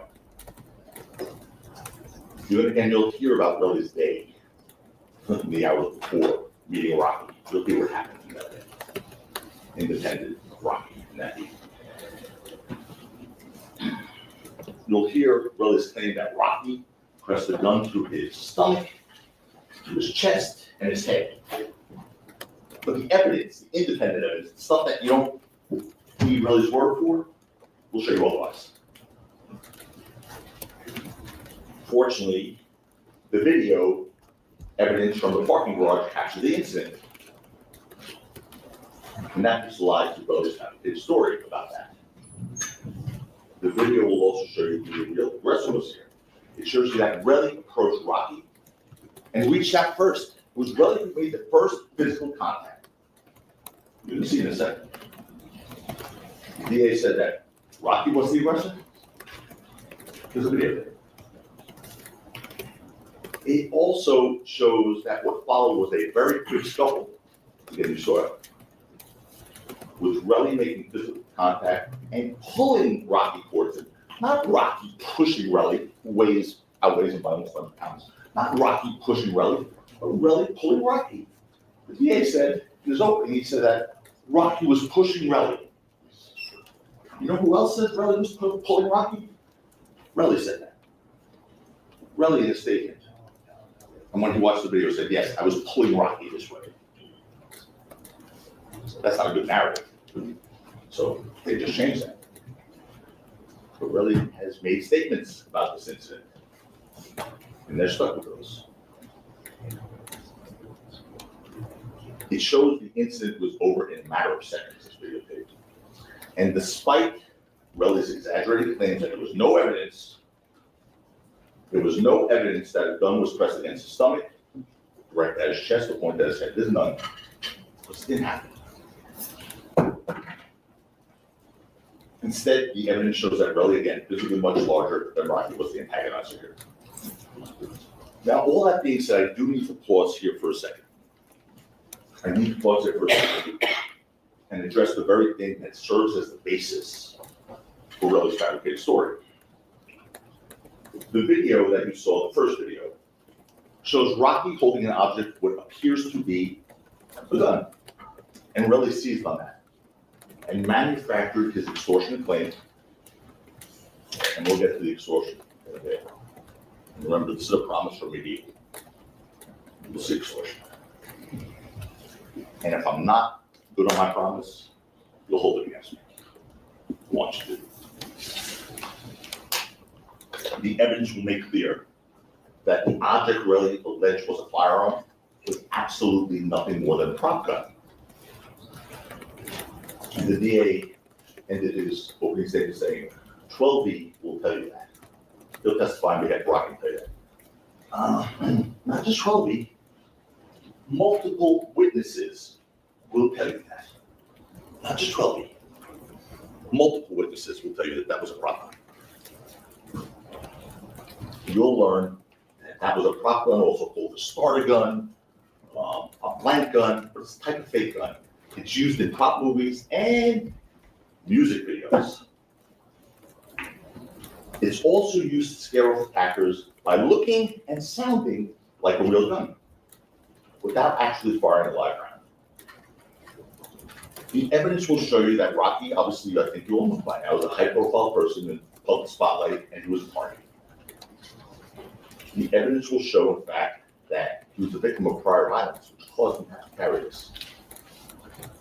Victim of home invasions, victim of a stalker at that time, in November of 2021, victim of a slashing on his face, which he still carries with him today. This Your Honor, there's been no.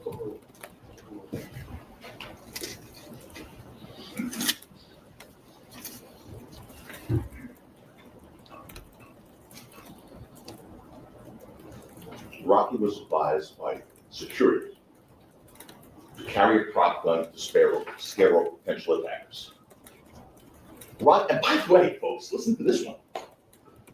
Rocky was licensed to possess firearms and licensed to carry firearms in November of 2021. He was licensed by the state of California. He could have legally had his own firearm.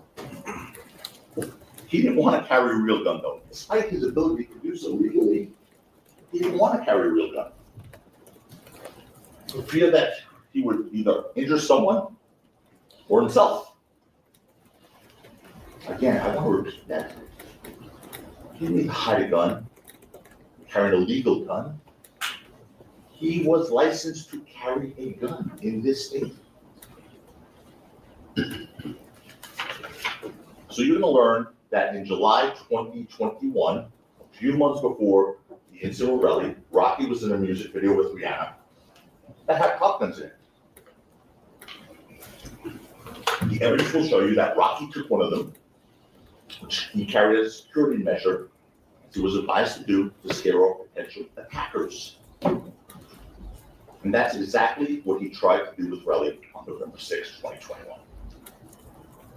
Unfortunately, you hear that Relly was not to be deterred, not scared, because Relly knew that that gun wasn't real. There will be evidence to that effect. And all of Rocky's friends knew that Rocky carried a prop gun for safety. All of them.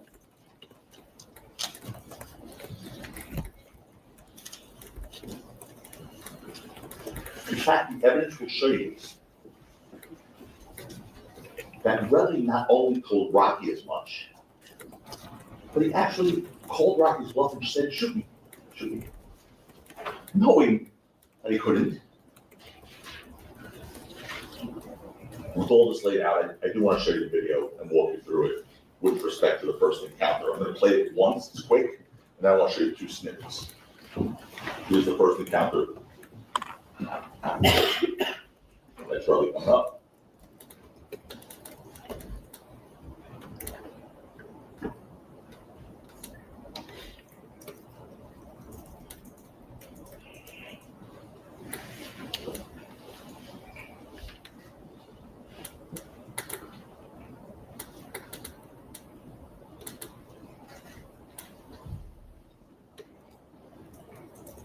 Okay, now, there's two things I want to play for you in there. The first thing is, the first person to raise a hand to anyone is Relly. You're going to see when he comes up, initially, that's him, we all agree, in those black pants coming up. First person in the video, see if he goes with his left hand. He raises his hand first. Play that one snippet, Ellie, like this. Boom. Do it again. Boom. He comes up with that left hand before Rocky raises his right hand. And how do you know that? Play the next clip, please. He has his hand around Rocky's neck or shoulder, and Rocky's right hand then finally comes up.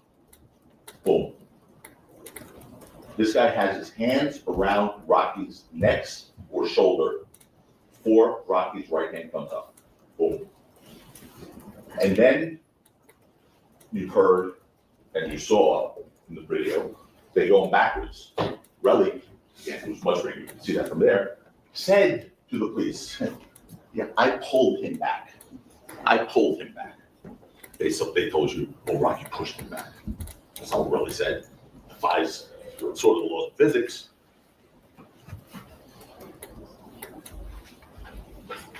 He outweighs him by almost 100 pounds. Relly pulled him back.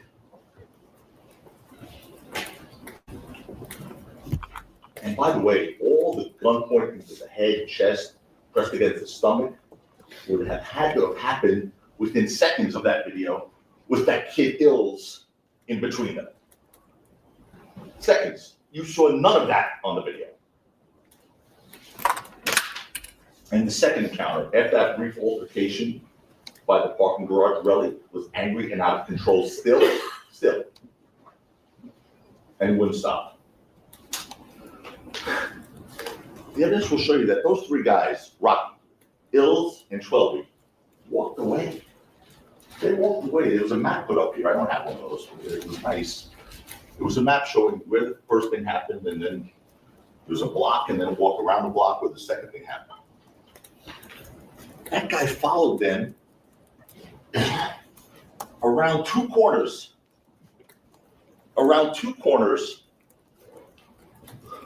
pursuing them. He hadn't had enough, apparently. They were walking away from him, trying to get away from him. He pursued them around two corners. And the evidence will show you that those guys, Rocky, Ills, and Twelby, tried to get away from him. They tried. You'll hear that although Relly claimed that Rocky had a real gun, now, Relly not only continued to follow the guy with a real gun, but he followed and yelled at them and berated them. There you go. There you go. I'm a psychic. He followed them. I knew that was going to be the defense theory. How did this guy follow a guy? One guy pulls out a knife, one guy pulls out a gun. I don't know if the defense is going to admit someone pulled out a knife. But gun's pulled out and he follows him. And then he berates him. Just throw out a lot of information, make a lot of claims, confuse the jury, take them off the salient facts of the case. And told the Ills, you're a crackhead. And told Twelby, you live in the projects. You're not successful like me. And told Rock, you're a bitch. So the guy who supposedly pulled a real gun on him, and now apparently someone else has a knife too, and they're running away from him, he's chasing them, antagonizing them, bragging about his own successes. You'll listen to Rose's story about that, ladies and gentlemen. You get to assess the credibility. Because it will continue to unravel. The story will continue to unravel. Even the police questioned him. Why would you continue to follow Rocky after he supposedly pulled a real gun out on you? Said the police to Relly. And you'll hear Relly's answer to the police. I don't know. That was the answer. I don't know. I promise you that answer doesn't change in this courtroom. That's what he said initially when asked. And of course he didn't know. He had to say, I didn't know why I followed him. Because he couldn't tell the police the truth that he knew Rocky's gun was a prop gun. Because that wouldn't work for his narrative. One that could actually shoot him. And because he was aware of that fact, Relly continued his aggression. You'll hear that Relly was so angry that he was ready to hit Twelby, according to Relly. You'll hear that he was so angry that he hated Ills, according to Relly. You'll learn that when Relly finally caught up in around two corners,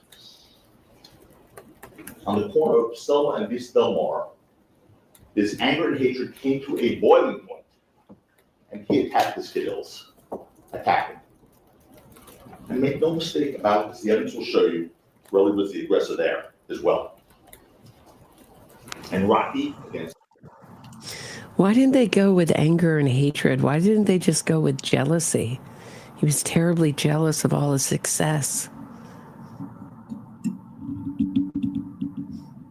I think it would be, it's very important the words that you use in court. These lawyers tend to be wordsmiths. I don't think it's smart to use anger and hatred, because then you're asserting that Ephron hated Rocky just for no reason. And who hates someone for no reason? I mean, there's always a reason, whether it's logical or not, is irrational. But jealousy is another thing. To be jealous and to be envious. I would have gone with that. What do you guys think? Significantly smaller than complete. Required that prop gun, that starter gun, which makes sounds just like a real gun. That's the purpose of it. We fired it twice, hoping the sound would be enough to scare off Relly and protect Hills. Wrong. Relly didn't stop. He didn't stop because he knew it was a prop gun, but he didn't stop. And the evidence will show you that after Rocky fired those two warning shots with that prop gun, car alarms went off. Because there was that big parking lot right there where they were. Car alarms went off. I'm sorry that you guys are here. It's hard to look everywhere. So 12E, being sort of sound mind, told Rocky, hey, listen, man, get out of here. The car alarms are going off now. People are going to start coming. Rocky obviously is a public figure, and now people are going to have their attention drawn to this. Get out of here. Rocky, listen. He persuaded Rocky to leave the scene. 12E said, I'll check on Hills, because Hills was having a rough go of it. Hills is smaller than Rocky. And really was pummeling. You're going to hear about how Hills' face looked after this encounter. It was a hot mess. So you'll hear a different story from Relly. He claims he grabbed him, Hills, as a human shield. A human shield. Funny, Hills didn't get shot. But he was the human shield. Evidence will show you that's just another lie. It's another lie. The evidence will show you that. You'll see that Relly knew the prop couldn't hurt him, first of all. Second, you're going to see that Relly wasn't hiding behind Hills or under Hills. In fact, in the video, look carefully, we'll show you. You'll see that Relly's on top of Hills as they're on the floor, on top of him. Just note that the prosecution calls the victim in this case Terell Ephron, his full name, but the defense is calling him Relly. So just note the words that lawyers use. So what he's trying to say with using his nickname is that he's he's a street guy, not to be trusted. He goes by Relly. He doesn't have a full first and last name.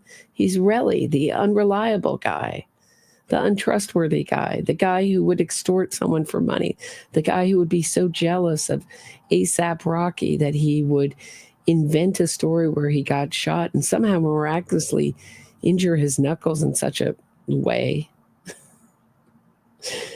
that consistent with a gunshot, with a bullet grazing your knuckles, that he could, so he could get money from him, because he was just so envious of his money and his position. He was going to get his, even if he had to fake it. But the curious thing that the defense is not fully addressing, they touched on it, but didn't fully address, why was ASAP Rocky calling this meeting on the street with someone so untrustworthy and jealous of him, and why does he almost immediately upon meeting pull out this, and note the defense keeps repeating, prop gun, almost like brainwashing the jury. It was a prop gun. If I say it enough, it will make it so.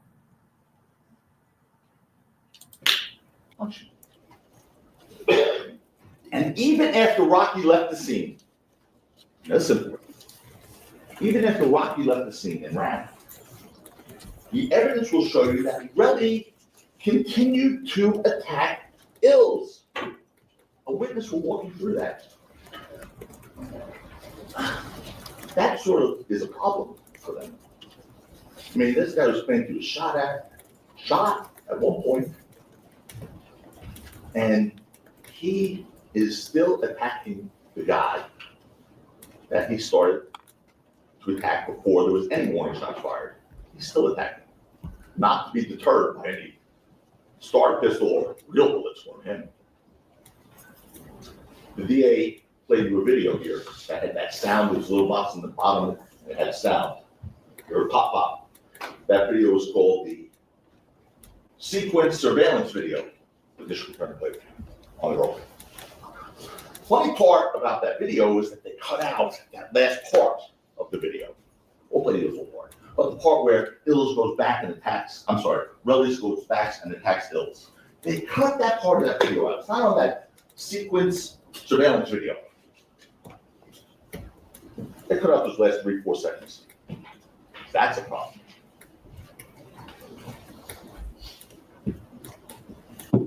Now, this altercation, like the first one around the corner, was also captured on video, but as you saw, that thing is not clear. And I saw some pictures up here earlier. It looked like aliens or something. But it's not clear, but you can make some things out. This feels like closing argument to me. This is isn't this an odd opening statement? He's like, we're going to show you the whole tape.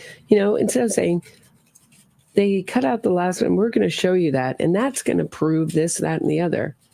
It's just the whole style is an argument to me. What do you guys think? Curious how everyone else is feeling watching this. This is just getting all my negative feelings riled up towards attorneys. I mean,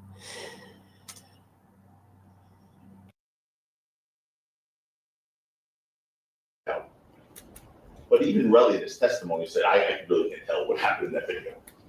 So we have to go on his word now. And although the video captured that incident, that was less than half a minute, not particularly clear, the evidence will make clear what happened there. The evidence will. Relly physically attacked Ills. Rocky tried to use a prop gun to defend him. And with that, I want to walk you through that video the best we can. We'll play it first. And you know this drill here is at the corner up here. Focus on here. They go. There's Rocky. There's 12E. Then Ills comes and he's following him. You see him go right after Ills, really. That's when Rocky fires the warning shots. There's Ills on top, really on top of Ills, punching him. That's Ills going down to the ground. Rocky. What is he saying? This guy is surrounded by a whole group of people. You know how birds make themselves look bigger, or even cats do it? Hey, Tammie, does Gizmo do this? They raise their fur to make them look bigger. Of course you're going to come at someone. You're not... The fact that he didn't run away, that's your conditioning. Like, hey, dude, back off. What, you're going to...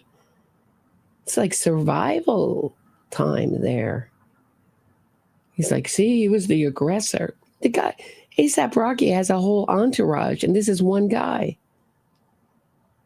He's gone. 12, he's about to be gone. And watch.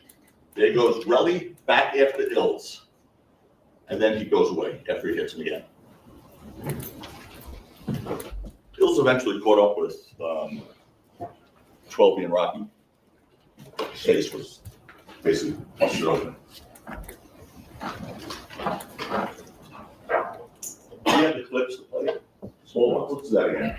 So I'm going to play broken down little clips. The first one is then all being followed. Upper right hand corner again, guys. All being followed by Relly.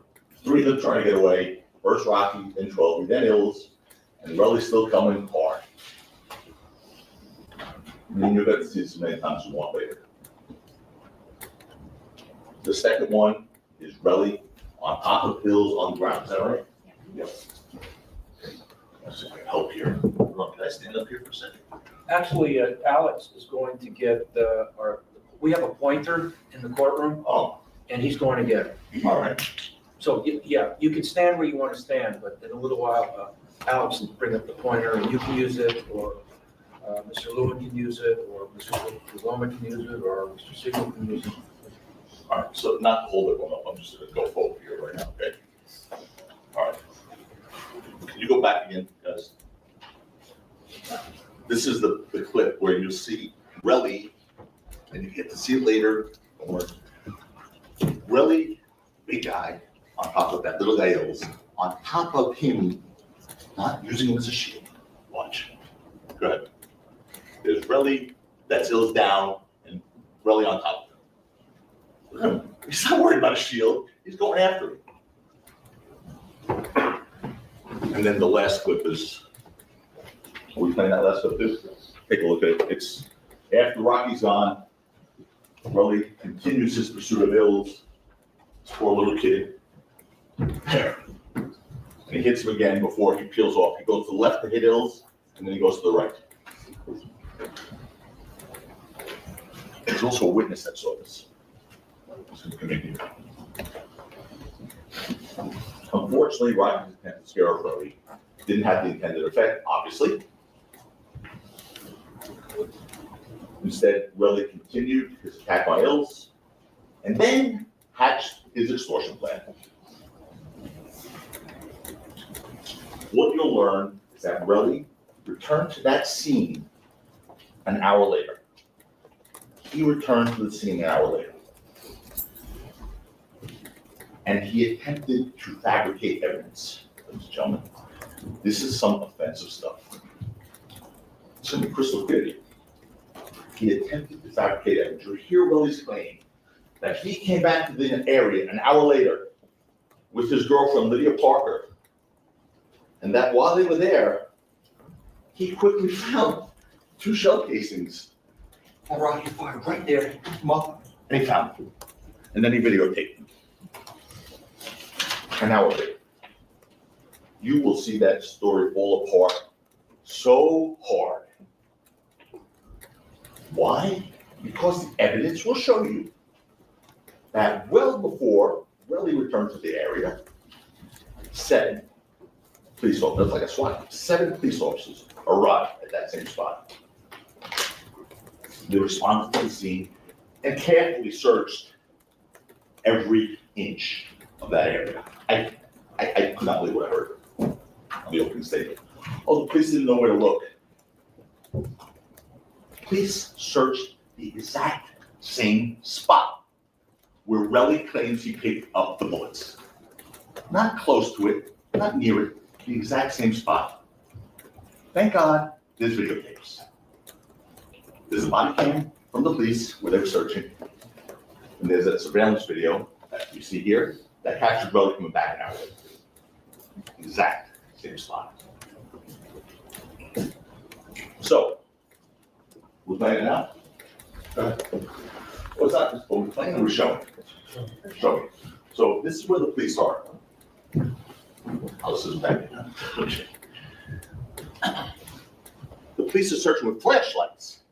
And there's 1, 2, 3, 4 right there right now. There were 7, there's another one here.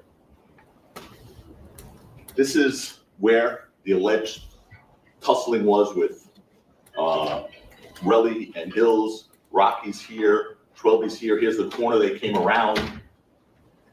So this is where the shots. Yeah. Very high tech you're on. This is where the shots were. Like, easy on the screen. This is where the shots were discharged according to Relly, right here. Okay, right here. Look at where they're searching. This is where Relly, since he comes back an hour later and picks it up. And here's a landmark. Look, this is the corner that they all came around, right here. And this is where it all started. And here, there's that opening right here. See this big orange, red, whatever this thing is here? Look at the picture below. Okay. That thing there is that thing here. That opening here, this is a big orange thing. I mean, you can't really see as well here, You'll be able to take these with you later. This is that orange thing. Go back up again, guys, down to the other one. This is that orange thing. Directly across a few feet there is where they're searching. Go down. Directly across a few feet there is where they're searching. You know what that is? That's really an hour later. According to the police, they captured that surveillance video. That's him an hour later, coming back to retrieve the bullets in the exact same spot at the, go ahead up. The cops were searching with flashlight. The cops weren't there looking for, they didn't know what. The cops were there looking for shell casings because they were called in for shots fired. So what the police officers searching that scene found were no shell casings, no bullet fragments anywhere. They were there. 7 officers with flashlights searching everywhere. No shell casings, no bullet fragments, no damaged property. Understand, there was a parking lot filled with cars right across from where this alleged shooting was, real close, right? Not a window broken, a tire popped, a dent in a piece of metal. No damage to any vehicle at all. Absolutely no sign of a real gun being fired, as one of the police officers on the scene said. I repeat that. One of the police officers on the scene said, there's no evidence of a gun being fired. But still, they're going to ask you to believe Relly, who miraculously found them in the dark an hour later after 7 trained officers with searchlights in the same exact spot couldn't find them. So much for the officers didn't know where to look. They were right in the same spot. So, for that matter, although Relly is going to claim his girlfriend was there with him, because that gives a corroborating witness that can back his story up, right? When he found those shell casings an hour later, the video evidence in this case will show otherwise. That she wasn't with him, unless she's a ghost. That she wasn't with him. Thank God for those surveillance videos. So what did Relly first do with the videos he made of the shell casings? Did he go to the police? No, he didn't contact the police. Instead, he sent them to Rocky and Rocky's manager and said, I'm going to be rich. That was his first thought. I'm going to be rich. I mean, here's someone who basically claims he was shot. That was the initial sort of shot.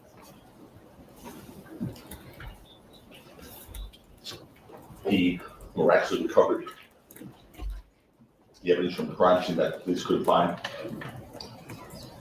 And he didn't go to the police. His first thought was, I'm going to be rich. Well, the evidence will show you that Relly committed perjury without those messages.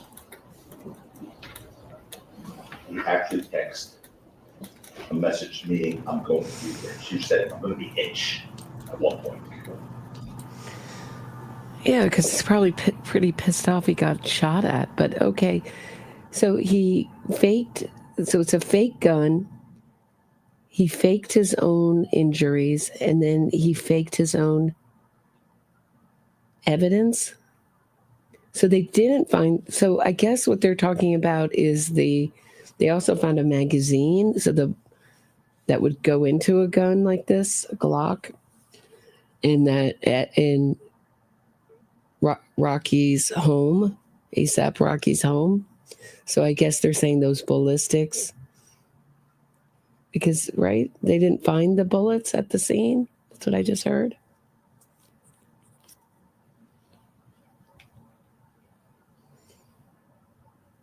So they could have been the type shot from a Glock or a number of other guns. that was the ballistic report they were arguing about before this started. But he said, oh, I didn't mean rich when I said itch. I meant irritable. Okay, because itch and irritable sound very close. I mean, when you type in itch, sometimes it's itch and irritable. It's just one line after the other. He testified at an early hearing in this case, under oath. And you'll learn shortly after sending those messages to Rocky and his business manager, you're going to learn that Relly sent another message to his business partner, to Relly's business partner, saying, I want to get this nigga's money. That's all that was on his mind, not his near-death experience. Oh my God, how did he even survive that scrape on his knuckles? Not running to the police to arrest the culprit. No. Texting everyone, I'm going to get rich, I'm going to get his money. That's all he cared about. The evidence will show you that Relly fabricated these shell casings in order to extort Rocky, right from the outset, right from the get-go. And why did he think he could get away with that? Why? Because Relly didn't know that the police had already returned within minutes of the sounds and the incidents there and searched the scene. He didn't know that. And of course, they didn't find anything. We talked about that already. There was no actual shooting because there was no real gun. There was no evidence of a shooting because there was no real gun. And that's why that same night, in response to Relly's text to Rocky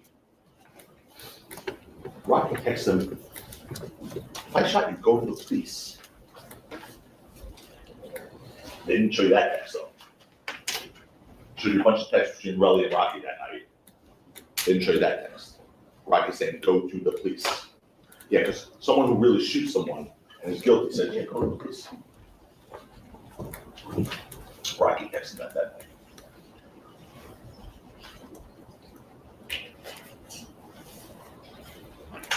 But of course, he didn't go to the police. That was not on his mind. You'll hear what he thinks of the police, this Relly.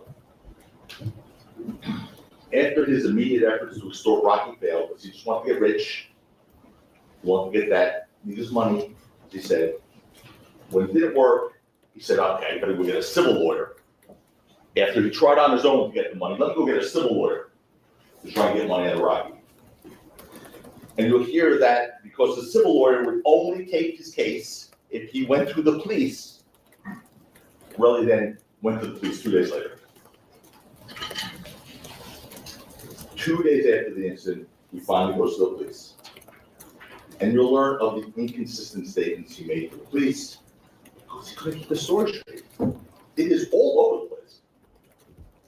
You'll hear this ridiculous claim like the one about him being shot. You saw that picture. This posed proof of him being shot, the knuckle scrapes, the superficial knuckle scrapes across his knuckles, which are consistent with him doing what you see in the video, attacking somebody, having kills. That did not look by the way. But attacking somebody and punching and scraping the knuckle on the ground. What kind of bullet does that? Hits one knuckle, bounces down, hits another knuckle, bounces down again. I mean, it's ridiculous that he said that. He got shot. That was his first story. Now you hear the back off, way off that thing now. You'll hear his ridiculous claim about that injury, that it was a gunshot wound that required medical attention, he first said. Of course, now the DA just said to you, oh, you don't have to decide at the end of this case if you got shot or not. You don't have to decide. Don't worry about it. Not that easy. Not that easy. You do have to decide because his credibility is at issue here. You have to decide if he was lying, if he was embellishing, if he was making up a story to get money. So if he says he got shot, and you find he didn't get shot, you do have to decide that. Relly at this very moment has a civil lawsuit against Rocky, seeking millions of dollars. Ready? $30 million for the knuckle scrape. $30 million. It's not a lot of money. Not just. Oh, he also claims that he has a permanent disability. Permanent disability from the knuckle scrape. I mean, he lies about almost everything in this case. He swore that he has a permanent disability. You're gonna see an Instagram video of him, that permanent disability, showing his manicured hand, turning it around with his Rolex watch on. Permanent disability. It is offensive to a different level. He even claims he went for necessary medical treatment for his injury to a hospital, but not here in LA, where he was shot. He waited all the way from California to New York to go to a hospital many days later after getting a civil lawyer and being told by the detective in this case, really, you should go to the hospital, not to make sure you're not going to die, not to make sure you don't lose use of your hand, not to make sure your knuckles heal. The detective said you should go to the hospital for this case. The detective, it's going to be undisputed, told Relly to go to the hospital for this criminal case. Do you think they're trying to build a case? Is that what we do? We instruct victims to go to the hospital to make it look better? Those scrapes are no more proof of a real gunshot than those shell casings that the 7 officers did not find are. And what else did the police not find after Relly turned in the shell casings over to them, finally, after walking around with them God knows where for 2 days? What else did the police not find? You'll hear that the police, despite examining them for fingerprints, didn't find Rockies on them. Because bullets, metal, capture prints. So if someone loads a bullet into a gun, their prints are going to be on that. Not Rockies. Now, the shell casings apparently had no fingerprints on them whatsoever. As if someone who claimed to find them after the fact wiped them completely clean. And what else wasn't found on those shell casings? Rocky's DNA. You know, DNA isn't always found on everything. Fingerprints aren't always found on everything.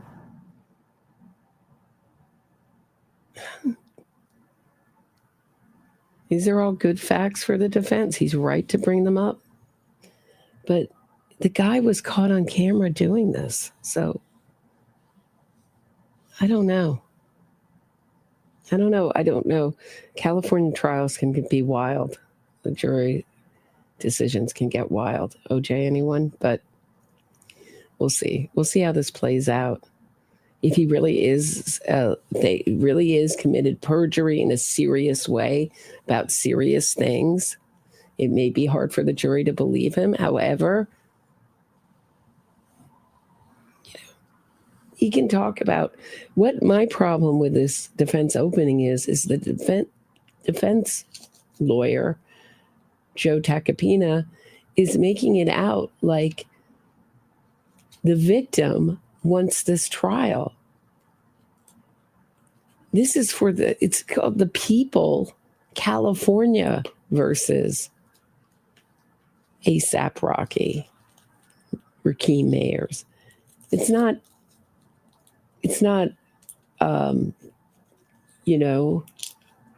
Terell Ephron versus Rakim Mayers. That's the civil suit. So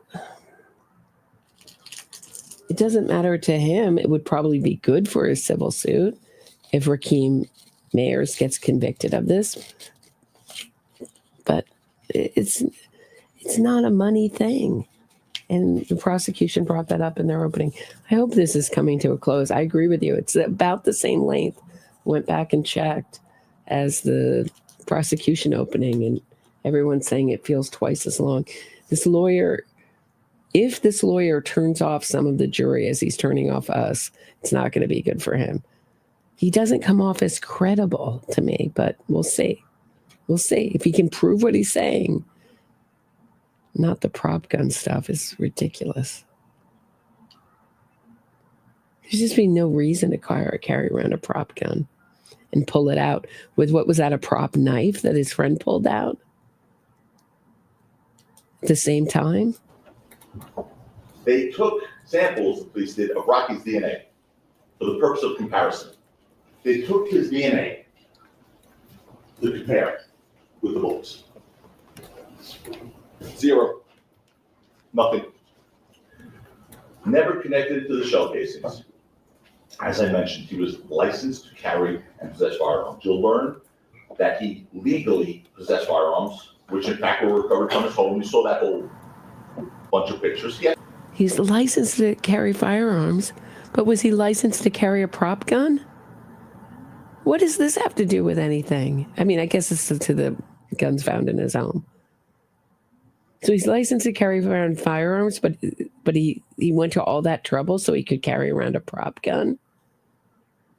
Doesn't make any sense, this defense. Get firearms legally in his home. No problem. Police did a search, they recovered. No problem with the police.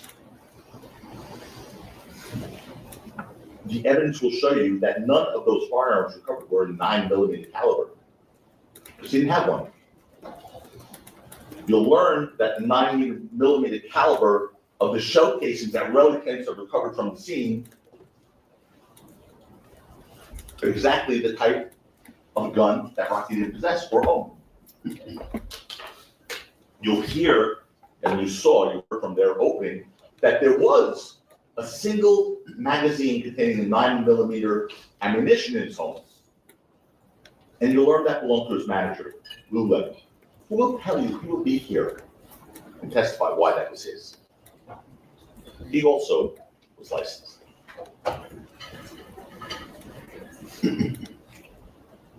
Most importantly, though, when it comes to this little issue of the bullets recovered by Relly, that didn't have Rocky's fingerprints, that the police missed, and all that stuff, and the 9mm ammunition recovered in Rocky's home, that one magazine, 5 bullets or whatever, most importantly, you're going to learn that the shell casings were completely different than the ones that Relly said he found at the scene gave to the police. Completely different.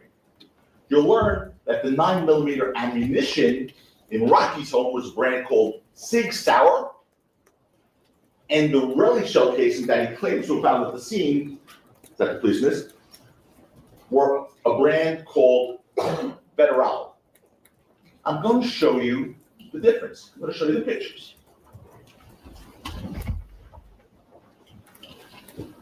This is the one in the house. That's that magazine that they recovered with a few bullets in it. That was Lou Levin's. This says Sig. Whoever. I can't see nothing now, so can you scoot back a little bit? SIG SAUGER or something like that. Sour. What's this? How was it say? Luger. What? Luger. Sig, SIG. Sig Luger. The ones at the scene are these from Relly. FC, which stands for Terell Ephron. Federal Cartridge. Completely different brand, completely different bullet. Those are the ones from the house that belong to someone else who testified here from earlier. Those are the ones that Relly claims to have found at the scene. They're different bullets altogether. So much for that big reveal on the opening. They didn't show you that. They didn't show you the comparison of the two bullets. Just the magazine. Ooh, it's a 9mm. Different bullets. In the end, you'll see that all the objective evidence in this case relied on by the prosecution to support a shooting rises and falls, on the word and credibility of Relly, who is a proven criminal and perjurer. Those shell casings he claims to have found, the superficial scrapes he claims to gunshot wound, the video himself that he even claims he can't make out clearly. We have to rely on his rendition of it only, because without his rendition, you get nothing from any of this. Ladies and gentlemen, it's your job in this trial to evaluate the evidence, to look at every single piece of evidence they present to you, the prosecution, and ask yourself, does that pass the smell test? I remember Mr. Lewin, every time he stood up in jury selection, said, possibility? Did we say possibility? No, no possibility. No possibility. The word possible is not part of this trial, he said to you. Remember that. This case is not about possible.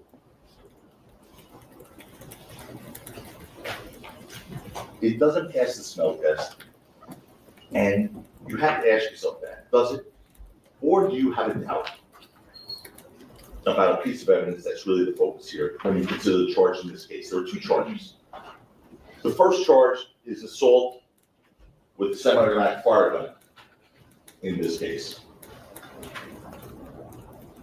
No, actually I said that wrong. It's an assault with a semi-automatic firearm. That's the first count. Both counts of that, actually. The first one is the altercation in front of the parking garage.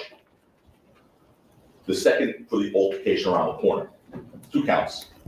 To prove those 2 counts, they must prove beyond a reasonable doubt 2 things. 1, Rocky possessed a real gun. No, this sounds like. Okay. The judge will give you the law. He's right. The judge will give you the law at the end of this, what needs to be proved. I'm giving you some credit. Well, I made the objections, anything right? And you were right too on that one. They won't be able to meet that burden in this case. When the judge gives the law, you'll see the 2 things that have to be proved. It's not even close. On either. The objective evidence. Oh my gosh, we've lost like half of the audience with this defense opening. Or not half, just I'm exaggerating, but a bunch of people just couldn't take anymore. I get it. We're getting to the close. He's very folksy, this lawyer. It's like me and you share the secret. The jurors and I, we share a secret. We understand. You're right, Judge. I'm so likable. Oh, these lawyers, hard to deal with. In this case, independent of Relly, just is not there. There are no gunshot wounds. No evidence of actual gunfire is also at the scene. No shell casings found at the scene. When the police arrived, This sounds again like your argument. evidence will show you there was no property damage, no fingerprints, no DNA linking Rocky to anything. And that's because what Rocky had was a prop gun. Either that, or he's the luckiest man to ever walk the face of this earth. What is real in this case wasn't a gun, but Relly's attempt to extort Rocky. That is real.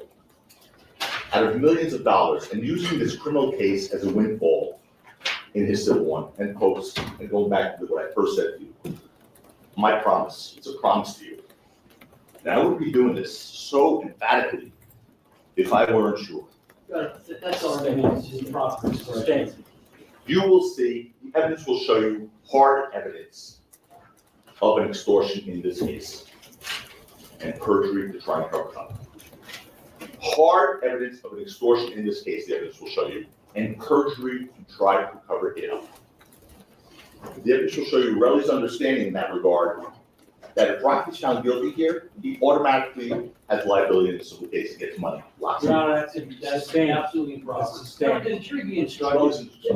Counsel continue. Stop. Whatever. Stop. No speaking objections. Stop.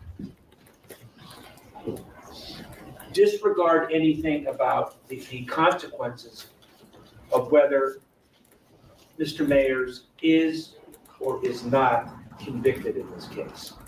The consequences have no bearing on any decision that you have to make, and you're going to be given a jury instruction to that effect. Thank you. Anyway. Okay, so interesting. That's the first I've heard of it. So his co-defendant, so he had co-defendants. They already tried this, and maybe did they lose that? What did he just say? I missed it. Did you guys hear that? It's like such. Let me know. I'm going to go back on my own later and listen to it. So maybe that's why they gave him such a sweetheart, offered him such a sweetheart deal. And you're going to be given a jury instruction to that effect. Thank you. Anyway, it's been Relly's NDA from the start.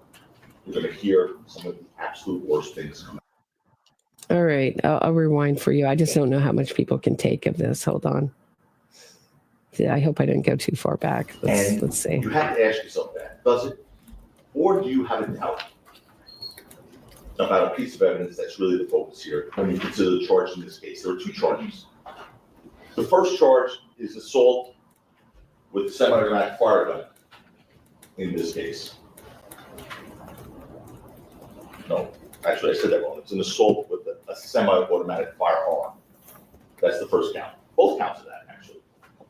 The first one is the altercation in front of the parking garage. The second for the altercation around the corner. 2 counts. To prove those 2 counts, they must prove beyond a reasonable doubt 2 things. 1, Rocky possessed a real gun. No, this sounds like. Okay. The judge will give you the law. He's right. The judge will give you the law at the end of this, what needs to be proved.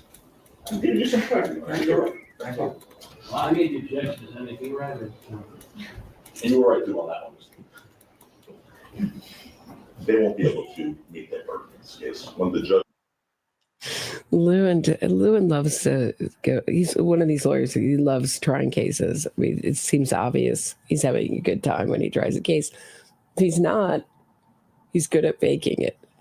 You can see him just laughing. He goes, he says, "Judge, are you right?" And Lewin says, "Does that make me right too?" He's like, "Yeah, you're right too, Mr. Lewin." He's getting, this is folksy. Tacopina is getting very folksy here. As a lawyer, you'll see the 2 things that have to be proven. It's not close on either. The objective evidence in this case, independent of Relly, just is not there. There are no gunshot wounds, no evidence of actual gunfire at the scene, no shell casings found at the scene. When the police arrived, This sounds again like your argument. evidence will show you there's no property damage, no fingerprints, no DNA linking Rocky to anything. And that's because what Rocky had was a prop gun. Either that, or he's the luckiest man to ever walk the face of this earth. What is real in this case wasn't a gun, but Relly's attempt to extort Rocky. That is real. Out of millions of dollars, and using this criminal case as a windfall in his civil one, and quotes, and going back to what I first said to you. My promise, it's a promise to you. Now, I wouldn't be doing this so emphatically if I weren't sure. That's all right, it's just proper. You will see, the evidence will show you hard evidence of an extortion in this case, and perjury to try and cover it up. Hard evidence of an extortion in this case, the evidence will show you, and perjury to try to cover it up. The evidence will show you Relly's understanding in that regard, that if Rocky's found guilty here, he automatically has liability in the civil case and gets money. Lots of No, that's absolutely improper. No, the jury be instructed.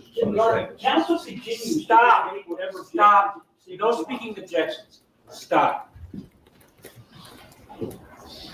Disregard anything about the consequences of whether Mr. Mayers is or is not convicted in this case. The consequences have no bearing on any decision that you have to make. Okay, so he's saying rock. I thought he was talking about another defendant. I got totally confused. Rock. So, I mean, he's throwing around. I mean, this is like War and Peace with a zillion nicknames. Okay, is he Rocky, Mr. Mayers? He's got others aliases. Okay, that's who they're talking about. I thought he was talking about another defendant. Did anyone else think that? And you're going to be given a jury instruction to that effect. Thank you. Anyway, it's been Relly's endgame from the start. You're going to hear some of the absolute worst things come out of his mouth when it comes to this case, this criminal case, and how much he truly cares about this case and what he was willing to do to this case. Ladies and gentlemen, when this case is over, you'll see that Rakim Mayers, he said Rocky's innocent. He's not only not guilty, he's innocent. And when we stand up here for our closing arguments in a couple of weeks, we'll talk about how the evidence shaped up. You'll see that for Relly, it was never about justice, ever. It's about a man seeking a profit from a fabricated narrative, using false. I didn't hear you. Read that. It's about a man seeking profit from a fabricated narrative. It's our. The evidence will show you that Rocky has absolutely nothing to hide here. He's a man, evidence will show you he's a man who built success through passion, valor, and hard work. He stands in stark contrast to this relative. You will see Kate stand next week and lie to you over and over again, trying to destroy Rocky for his own financial gain. He's a parasite who wants you to help him get his big head. Ladies and gentlemen, at the end of this case, after all you've seen and heard, all the evidence and cross-examination. You can't say he's a parasite getting his payday. And this is making me think of, is this is going to be one heck of a cross-examination of Terell Ephron, the victim in this case, or Relly, whatever you want to call him. So everyone's got a nickname. I mean, it really should come with, it's hard to follow if you're not a ASAP Rocky fan and don't know the whole history of the ASAP collective. Excuse me, I'm a middle-aged woman.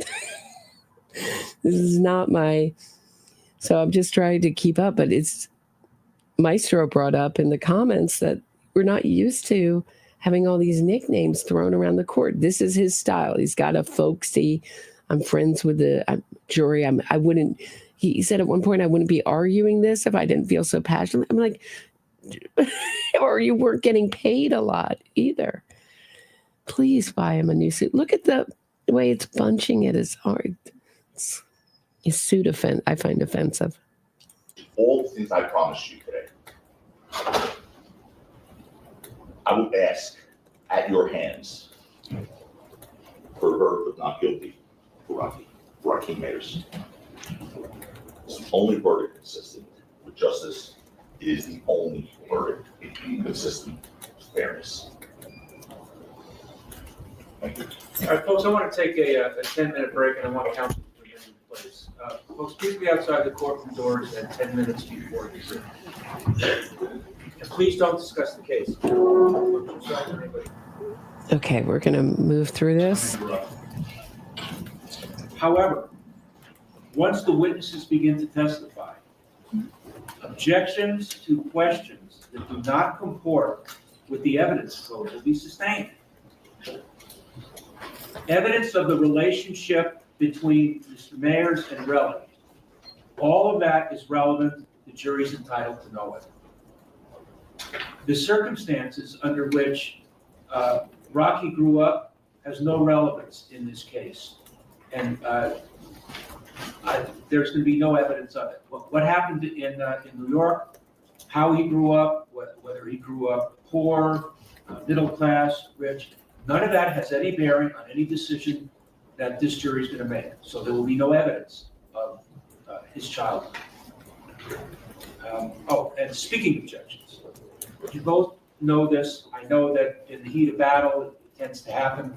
I don't want speaking objections. Speaking objections are explaining to me why you are making the objection. If you make an objection, I know why. So just state the objection, state the legal grounds, but don't explain to me why. Everybody on the same page? Yes. Okay, all right. 10.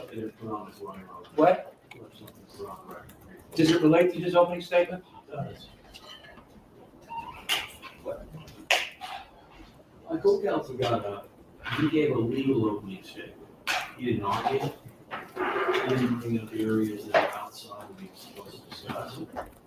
Counsel got up, and he basically gave an argument charge to I know it, the court knows it, he knows it. The problem is, I don't think he cares, because basically, he just talks about whatever he wants to talk about. Don't make aspersions. Well, I'm not making aspersions.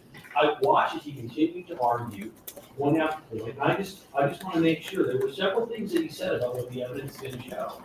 So, for instance, he testified how bullets capture prints, and there should have been bullets on that gun.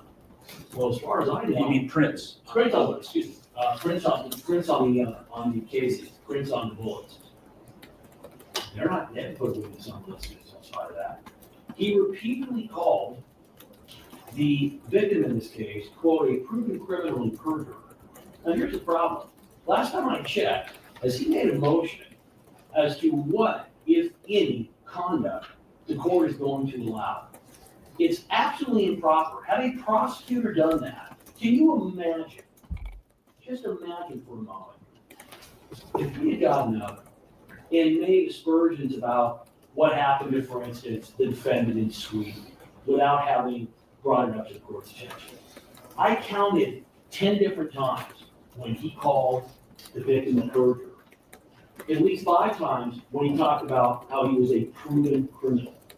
Unless I missed it, Your Honor, where did he get the court's permission to be able to introduce that evidence?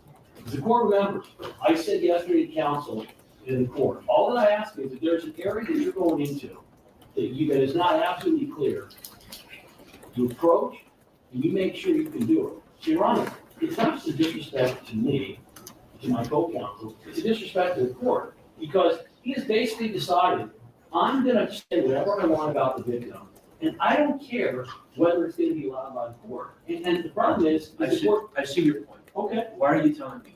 Now, well, yeah, Your Honor, I objected during, why am I telling you this now? Very simply, I objected during his opening. Right.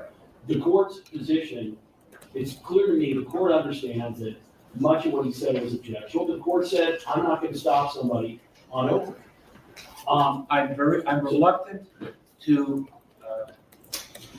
grant objections during opening statements, no matter who is making the opening statement, whether it's the people or the defense. So what I'm requesting is I want the court to instruct this jury specifically and very simply. Defense counsel made certain allegations. He called the victim in this case a criminal and a perjurer. I know, I'm not gonna do that. What I will remind them is, nothing that you say or any of the lawyers say is evidence. That is what I'm willing to remind them of that. And that's the end of the issue now. Once the witnesses testify, if you think that there's an objectionable question, object, and if you're right, I'll sustain the objection in a hot second. Understood, Your All Honor. right, let's take a break. No. No response is necessary. Okay, all right.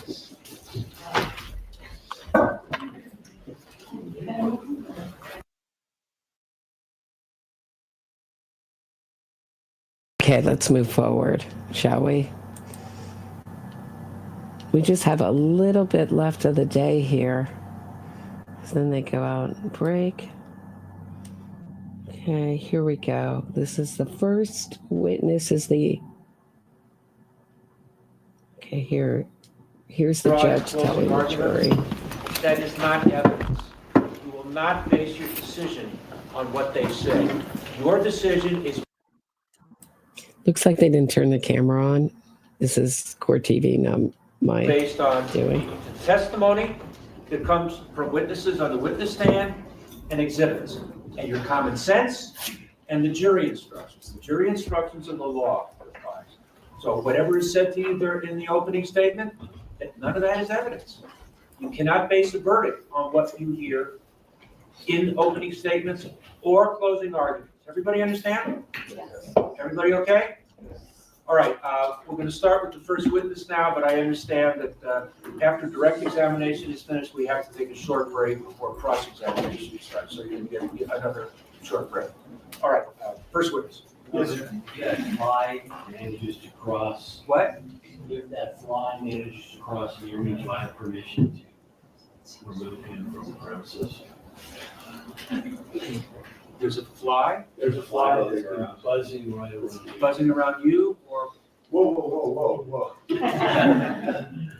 Try a shower. Yeah, he's been all over here, so I'm just asking for if I have a shot at him, am I permitted to? what do you plan on taking a shot at him with? I'm gonna use the new. Oh, yeah, that's fine. All All right, Thank you. let's get the first witness on. My first witness is Sergeant Thomas's Zizzo.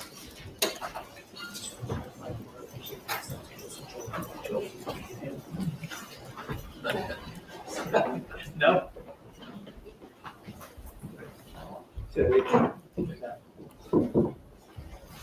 Raise your right hand, please. Thank you. You solemnly state that the testimony you may give in the cause not pending before this court should be the truth, the whole truth, and nothing but the truth, so help you God. I do. Thank you. Please take a seat on the witness stand there.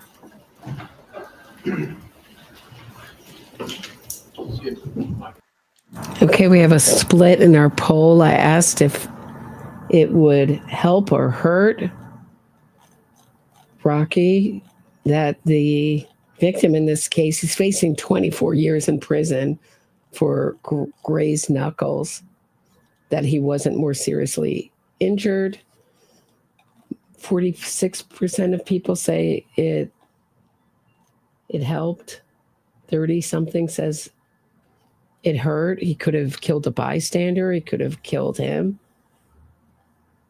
So more people think it helps him that it's a minor injury than hurts. Just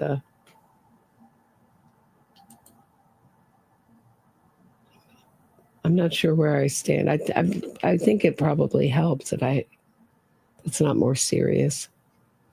I think they're more likely to acquit and more likely to say, even though he really is the luckiest. I mean, the defendant, he's lucky that his DNA didn't get on the bullets. He's lucky that bullet casings. He's lucky that his fingerprints weren't found on the casings. He's lucky.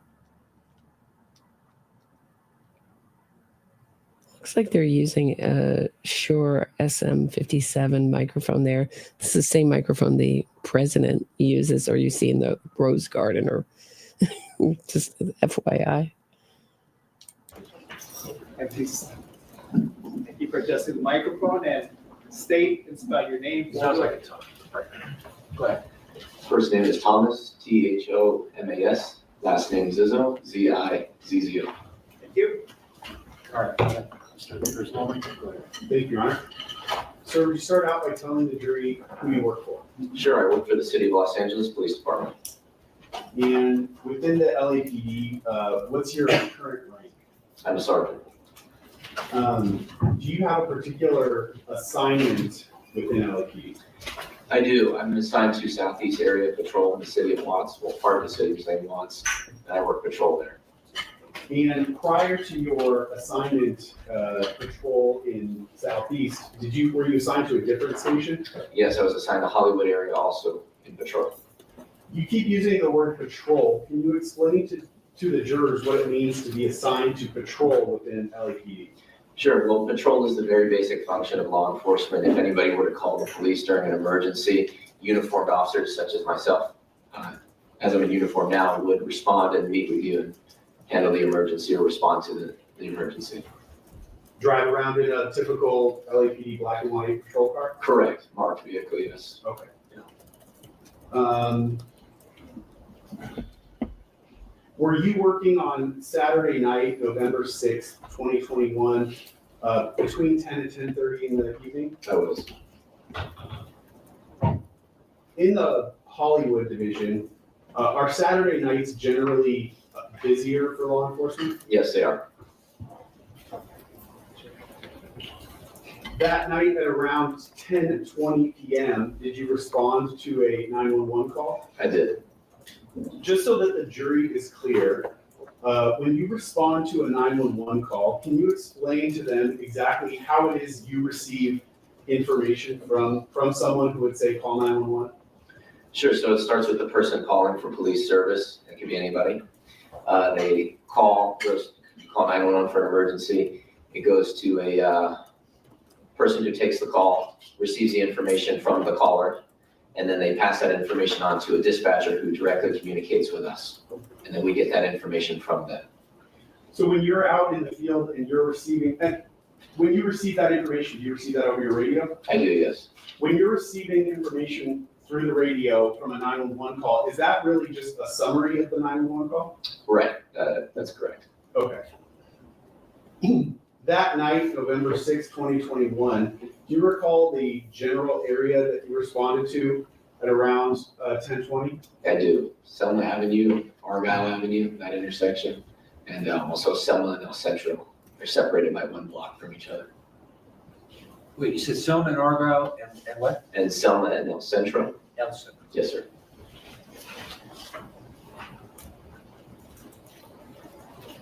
Your Honor, I'm going to ask to mark my first exhibit, one-page document with a map. It may be marked Peoples 1. Does the defense have this? I just went over the exhibits with Mr. Tammie. All right, that's People's One for identification. Yes, and if I can, Your Honor, I'll mark Peoples 2 at the same time. What is it? It's a satellite view photograph from Google of the same area generally depicted in Peoples 1. Okay. Sergeant, I'm showing you what I just marked as Peoples 1. I'm going to start broadly with, do you recognize the general area that is depicted in that map? I do. Now, you said that you responded to Selma and Argyle, correct? That's correct. Do you see where that's depicted on this map? I do. Can you point that out? Sure. This intersection here. There's a pointer there somewhere. You can use that. Easier. This intersection here. Selma being east-west, Argyle being north-south. Does the court need to describe it any further if it's marked? Thank you. And you said you responded to Selma and El Centro, correct? Correct. Now, I just want to point out for the record that on Peoples 1, there is an icon of a firearm just meant for representative purposes, not displaying anything specifically. Okay. Showing you Peoples 2, does this appear to be the same? Sorry. Does this appear to depict the same area that you just went over, Selma and Argyle and El Centro and Selma? Yes, sir. Okay. I'm going to stick with Peoples 1.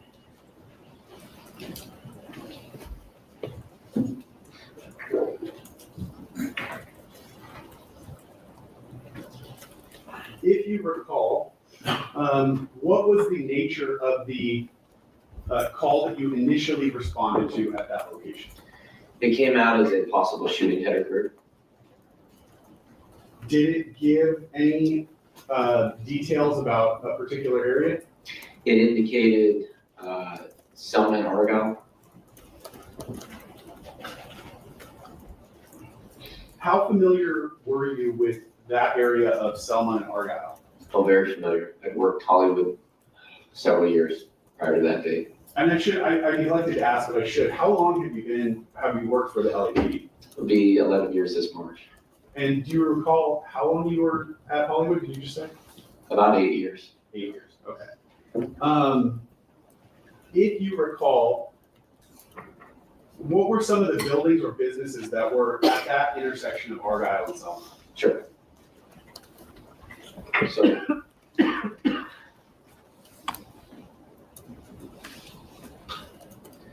at the northeast corner here, there's a hotel, a recording studio, and a nightclub here at the Argyle.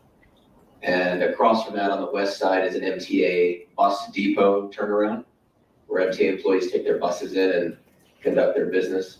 On the southwest corner here of Selma and Argyle is all residential. And then southeast corner here of Selma and Argyle, this is developing residential at the time, I believe. Okay. Stick with the building where you described the bus terminal was. If you remember or recall, was there also residences above the bus depot? That's correct. And when you say residential, would that be like an apartment building? Yes. All right. And the southwest corner, that building that you described as residential, would that also have been an apartment building? Yes.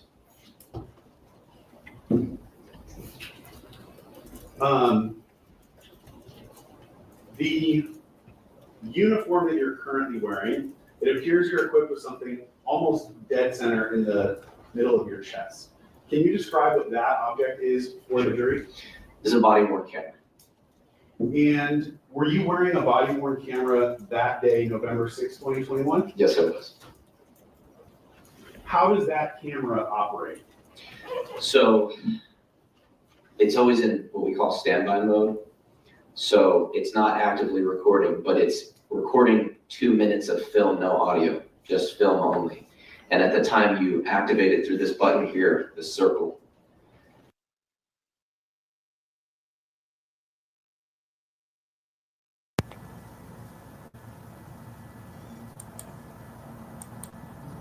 Is that me? Is that my computer?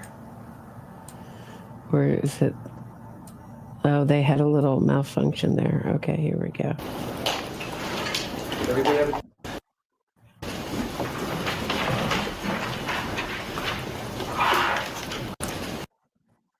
Everybody, does anybody at the table need the transcript? Please.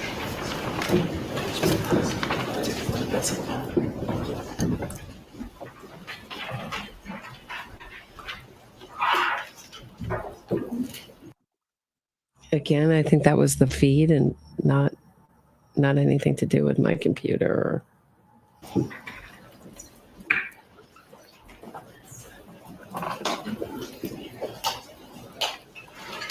Everybody have, almost everybody have the transcript?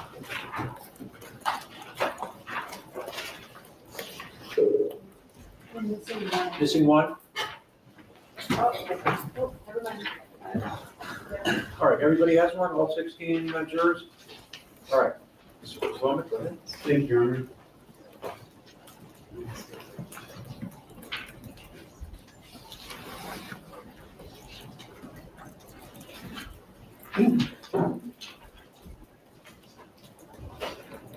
Now, Sergeant, I have the video, the sole video that's on the DVD up on my computer, and I have it paused at 2 seconds on the video player.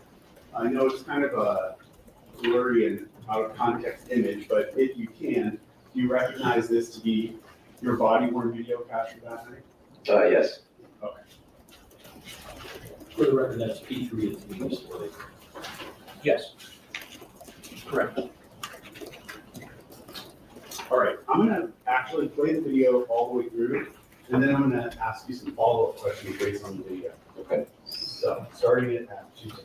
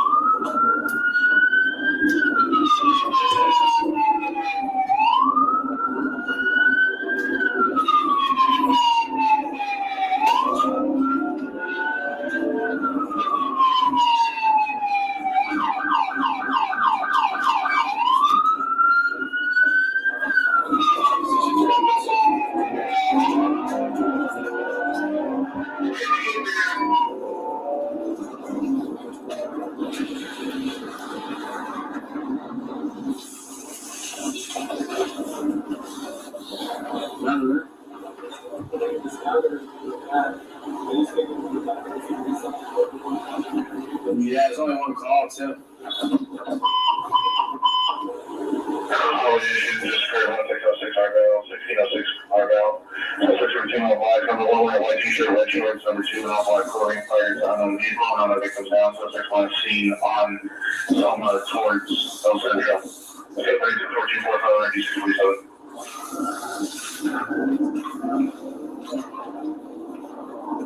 Use real code 6 as Selma and El Centro. 16-3, Roger, Selma, and El Centro. 16-4, Roger.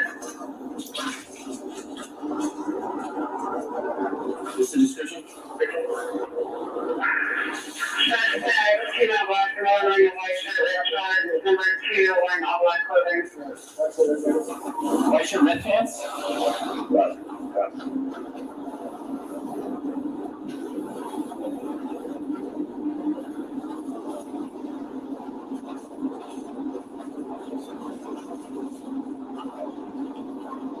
Zero location, I mean, this year. 16-3, Gemma.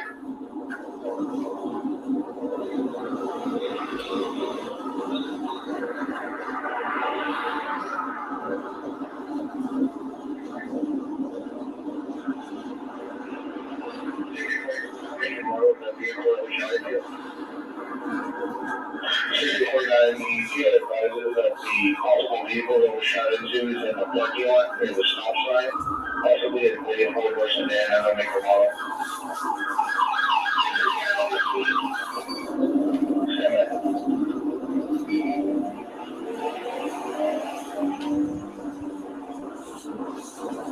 So this, I wonder if this is that watch guard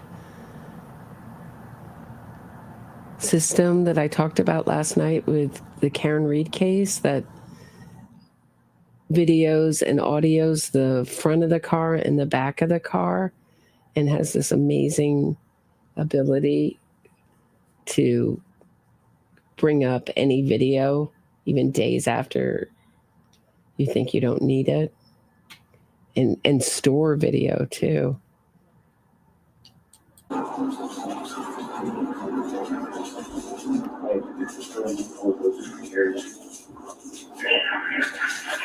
Roger.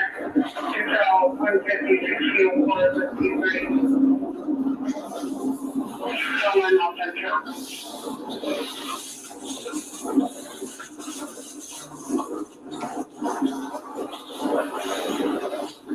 Hey, some people are calling saying that there was a shooting over here at this corner. Did you hear any gunshots?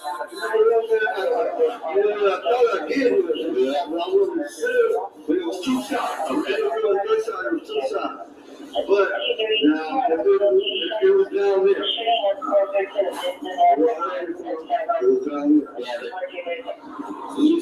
I'm meeting with an MTA employee now at Selma and Argyle northwest corner. He's advising you hear 2 shots in the area in the direction of this is Elmore and Selma. So yeah. Okay, cool. Did you hear any arguing or tires screeching or peeling out, anything like that? Okay, just 2 pops? yeah, just 2 pops. You know, I was sitting right there. I was looking at it. I said, okay, that's nice. I said, oh, it sounds like a shot. A couple of Yeah. but it could have been that sound, but then that sound like rapping. But it did sound like that. It was like that. Okay, cool. Well, thanks. He heard 2, possibly could have been gunshots in that direction, which is by Vista Del Mar. And didn't hear any arguing or fighting leading up to that. No screaming, no tires screeching, anything.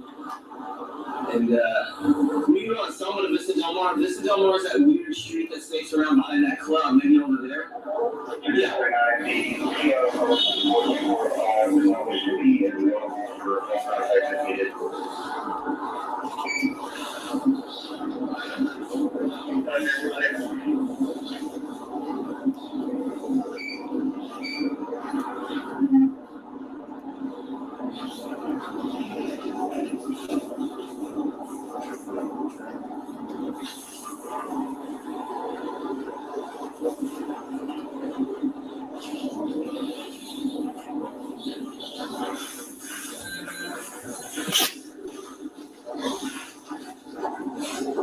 You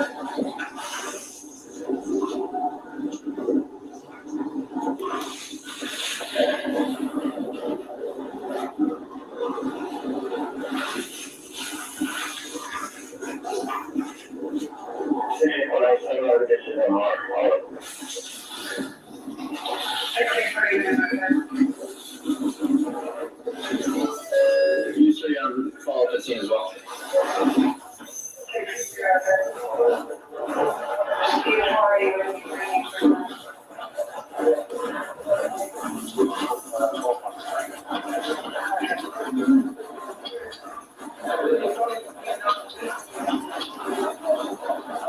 Is the dude was fighting? This is the other one. This is the stop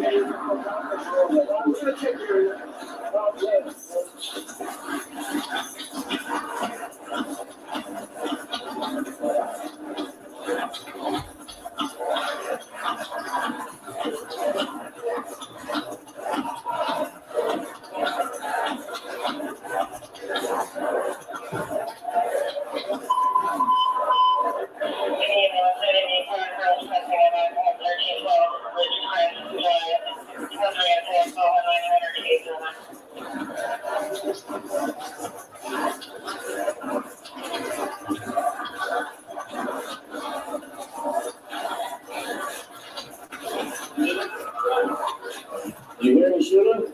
That's up for it, dude. I'm trying to now, like 10 minutes ago. That's all I shot you for me. You know what he's wearing?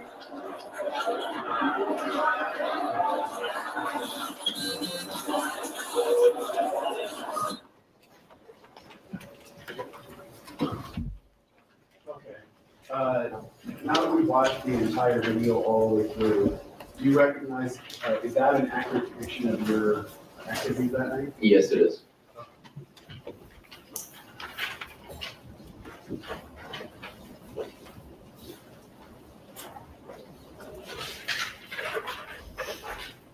Near the beginning of the transcript on page 2.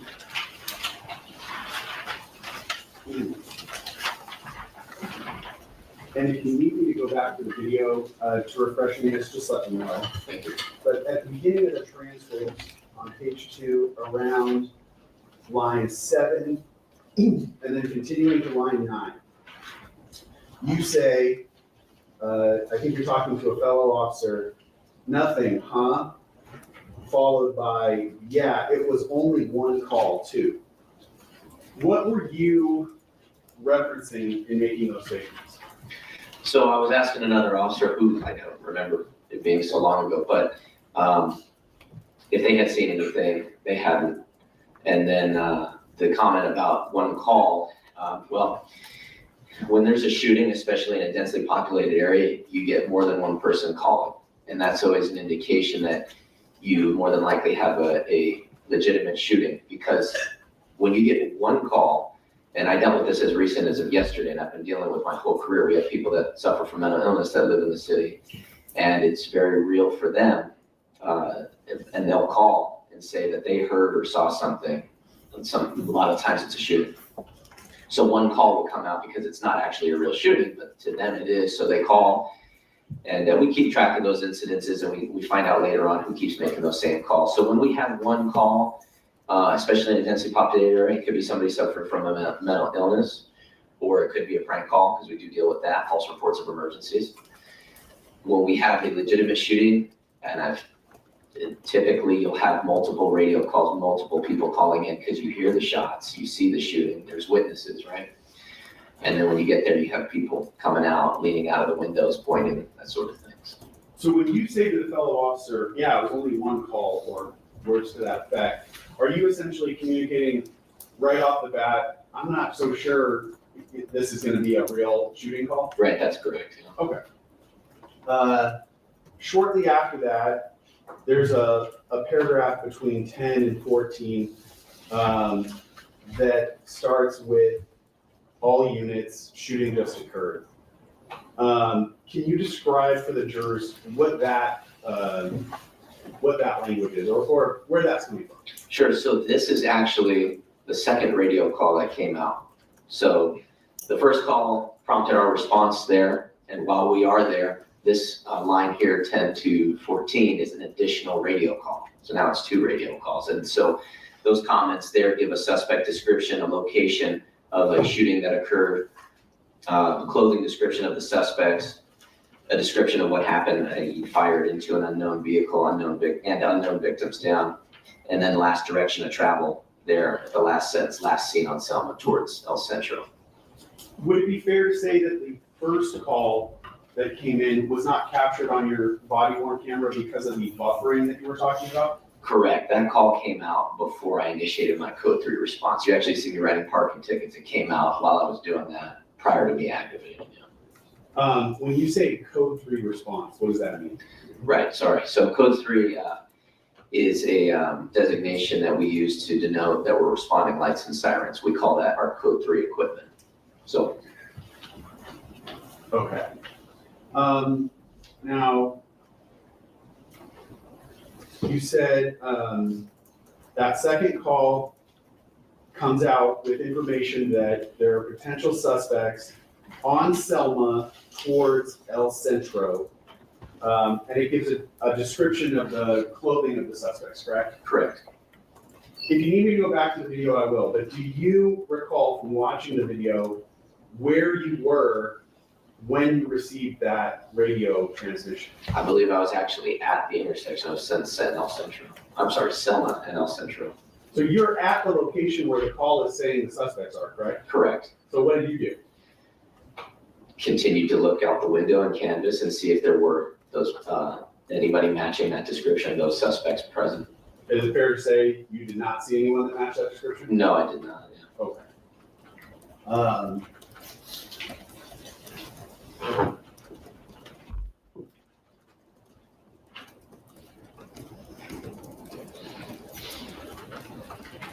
I believe on the recording you say, I'm code 6 at Selma and El Centro. Can you just explain what code 6 means? Sure.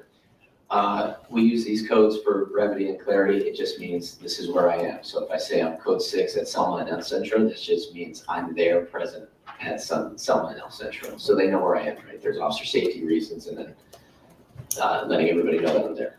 Okay. So taking me back to that night, you received first call, Selma and Argyle. Second call, Selma and El Centro. You happen to be there when you received the second call. You've not seen what is supposed to be described there. First, do you, based on your long work in patrol, do you have any reason why it's possible that that information would come out, but those people wouldn't actually be there at that time? Maybe a delay in reporting. Okay.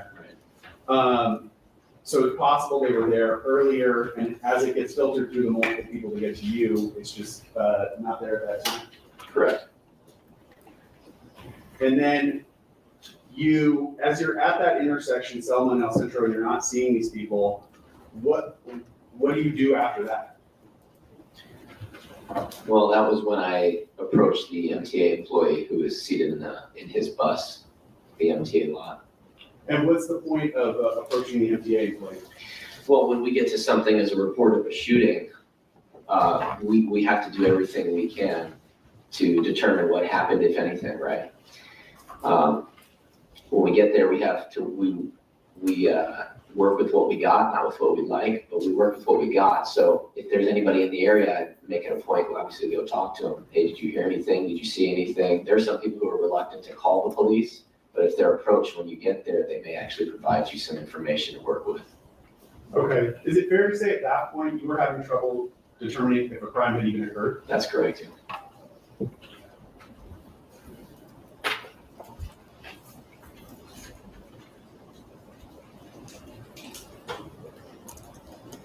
After speaking with the MTA employee, he directed you generally to the area of Vista Del Mar and Selma, correct? Correct. And Vista Del Mar is that small street between El Centro and Argyle? Correct, this one here. Okay.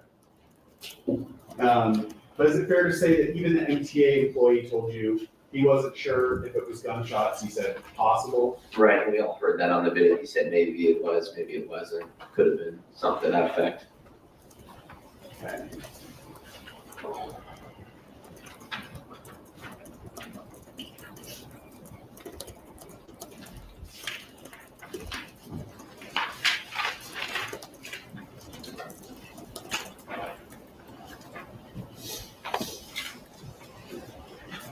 At around that point in the transcript, page 4, around line 14, you're told through the radio, quote, "The PR from incident 4245 does not wish to meet."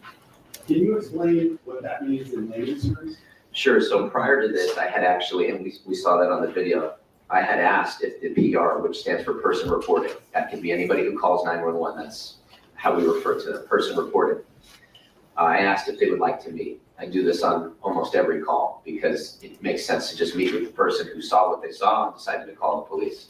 So that's what I was doing there. Incident 4245 is just the last four of the incident number, which is unique to each call, so we can differentiate one call from the other. Were you hoping to receive additional information from the reporting person? Is that your purpose in trying to meet them? Correct, yes. And when you're told that that person does not want to meet with you, how does that affect your investigation? Well, it's tough. I mean, I know there's a big expectation on us when we arrive to just figure it out on our own, but the reality is we need the public's help. We need to meet with people who saw what happened and determined they needed to call the police. There are witnesses, there are best means of investigation for sure.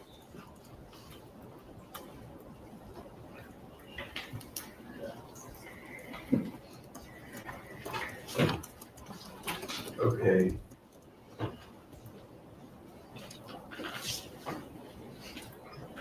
When you approach the intersection of Vista Del Mar and Selma, so now we're about right where this icon is, where did you go?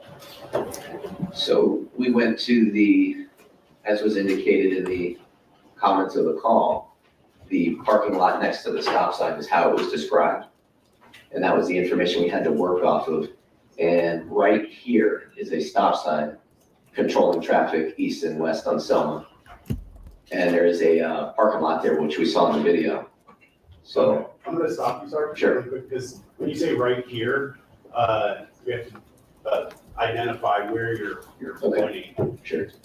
So my recollection when you said right here, and correct me if I'm wrong, was sort of maybe just above where the icon is, the gun icon? Correct, northwest corner of Vista Del Mar and Selma, that parking lot there. Okay, and I'm actually gonna switch over to People's 2, this photograph. I'm gonna zoom in where the same icon is, just to orient us. Would that be that same corner that you're talking about? I know Vista Del Mar is not labeled, but is that Vista Del Mar? Correct, it would be this parking lot Okay. on the northwest corner. And if it's easier for you to describe where you went on the photograph, would you do that? If you want me to flip back to the map, equals 1, just let me know. But this is fine. So where did you go after you got to the intersection? So when I got here to the northwest corner, I exited my vehicle and walked the actual parking lot on the northwest corner. So are you saying you stopped your patrol car right at that corner? No, I would say just north of mid-block. Okay. Is there any point or reference you can point to on here where your car was stopped? So on this map, I think a good approximate would be right above the end here on this Hollywood Levon on the map. Okay. And so you drove your patrol car up this street and parked it there, correct? Correct. Where did you go after you got out of your car? To the parking lot here in the northwest corner of Selma and Argyle.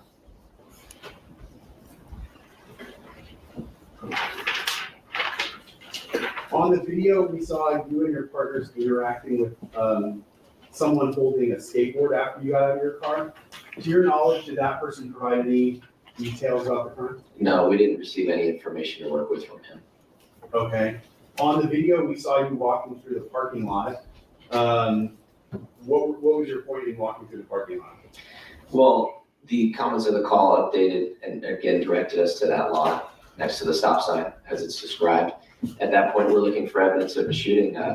In that specific scenario, vehicles with windshields and windows that are destroyed, flat tires on vehicles, damage to vehicles, impacts from firearms. Did you see any of that? We did not, no. Okay. Did you find any victims in the parking lot? No. Would you describe the parking lot as nearly full of cars? Yes. Towards the end of your video clip, we heard you and your partner addressing someone who was off camera. Do you recall that? Yes. If you can describe that person at all, who was that? Can't recall what he looked like, but I believe he was a resident or somebody that was occupying that apartment there above the parking lot. And I can't recall, but from watching the video, he said he saw two guys, and then the rest you can't hear on video. But I do remember independently that he also didn't provide anything. He just didn't have anything to provide us that we could work with in terms of investigation. So you talked to the MTA employee, you talked to a skateboarder, you talked to a resident at a building there. Fair to say none of them provided you details about this crime? Correct. Okay. At that point, did you know where, if at all, this shooting had occurred? No.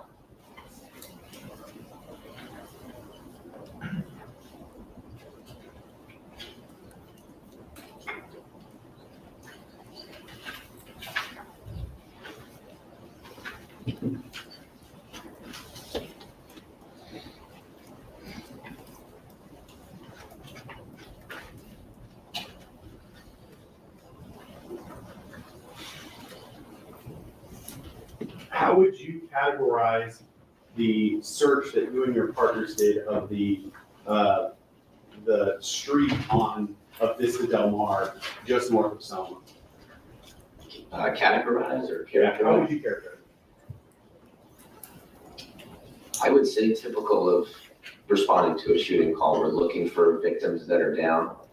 We're looking for witnesses who can direct us to suspects or victims who are down. We're looking for damage to vehicles or buildings, impacts, right, from gunfire, those sorts of things. Would you say that you and your partners searched every inch of that street? We didn't search every inch of that street. No. Okay. Can't say that. As you sit here, can you say to a certainty that there was not a fired cartridge case in that street on Vista Del Mar? I can't say that I may have missed something. It's possible. Okay. The last exhibit I have for Your Honor, the estimate equals 5.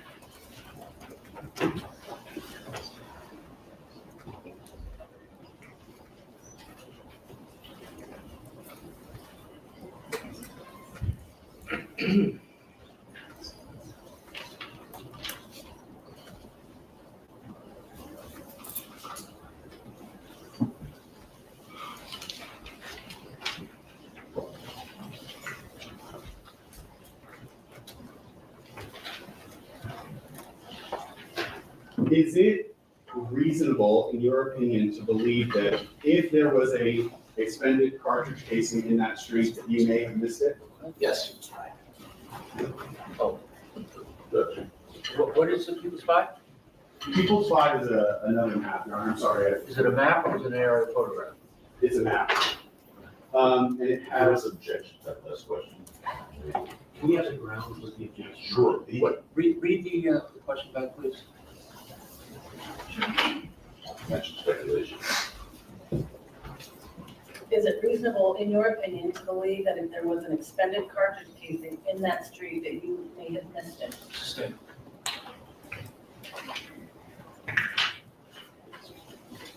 As phrased. in your experience working patrol, is it reasonable that sometimes you will respond to a shooting and miss certain evidence such as fired cartridge casings? That's correct. And if you miss a fired cartridge case, how is it that you could say, yeah, on that instance, I missed that piece of evidence or something like that? You mean, how would I find out later? Yes. A couple ways. I mean, somebody finds it the next day when the lights up and they see it, and they call the police and say, hey, this doesn't look right. That's one way. Does that happen in your career? I have heard of that happening. It hasn't happened to me. Is it typical that after a case is investigated by a patrol officer, it's passed on to a detective? Yes. And have you heard of occasions where the detectives will go back and search an area and find something that patrol officers missed? Oh, absolutely. Okay. Now make People's 5, the map, and it's annotated with 4 different colored arrows. If I may, Yes.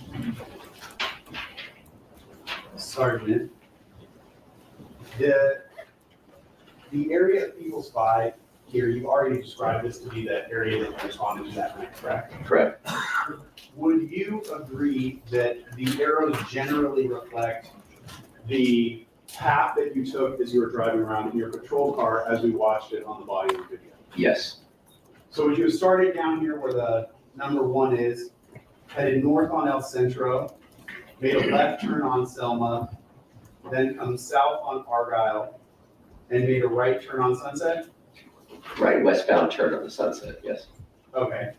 And when you were on Sunset, did you make a U-turn and then head back up Argyle? Correct.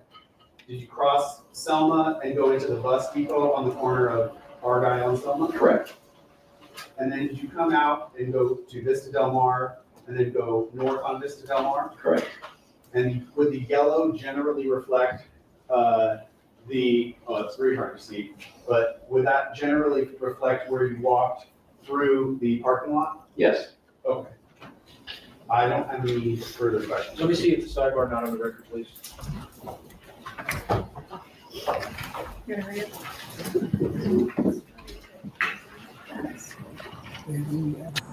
Okay. We don't have much of the day left here. Reflect where you walked through the parking lot? Yes. Okay.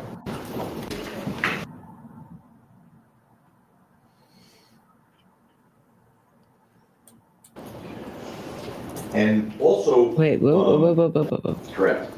7 p.m., you had received all first functions.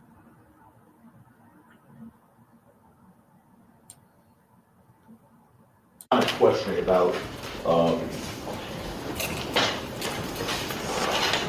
the possibility that you may have missed something. Remember that line of questioning the prosecutor said you about? Yes, sir. You're not trained to miss something, you're trained to find things, correct? Correct. Now, when you say you may have missed something, there were 7 of you guys responding officers at the scene, correct? Did you say 7? Yeah. I don't think it was 7, but Really? Okay, how many do you think there were?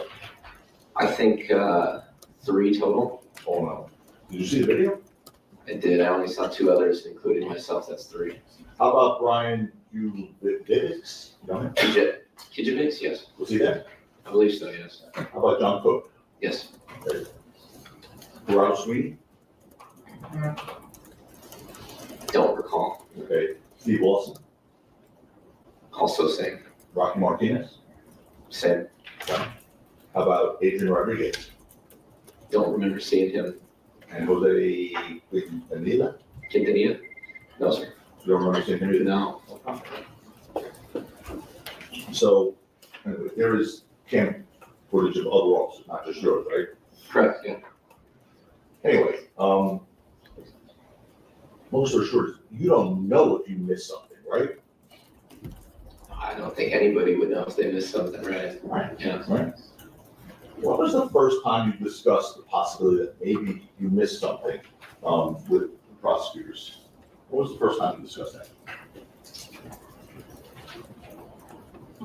I mean, today we reviewed stuff, right? I don't know. I wasn't there today.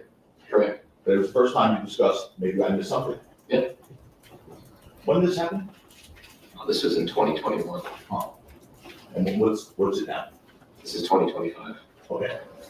So, for the first time since 2021, today, is the first time you discussed with the prosecutors, oh, I may have missed something?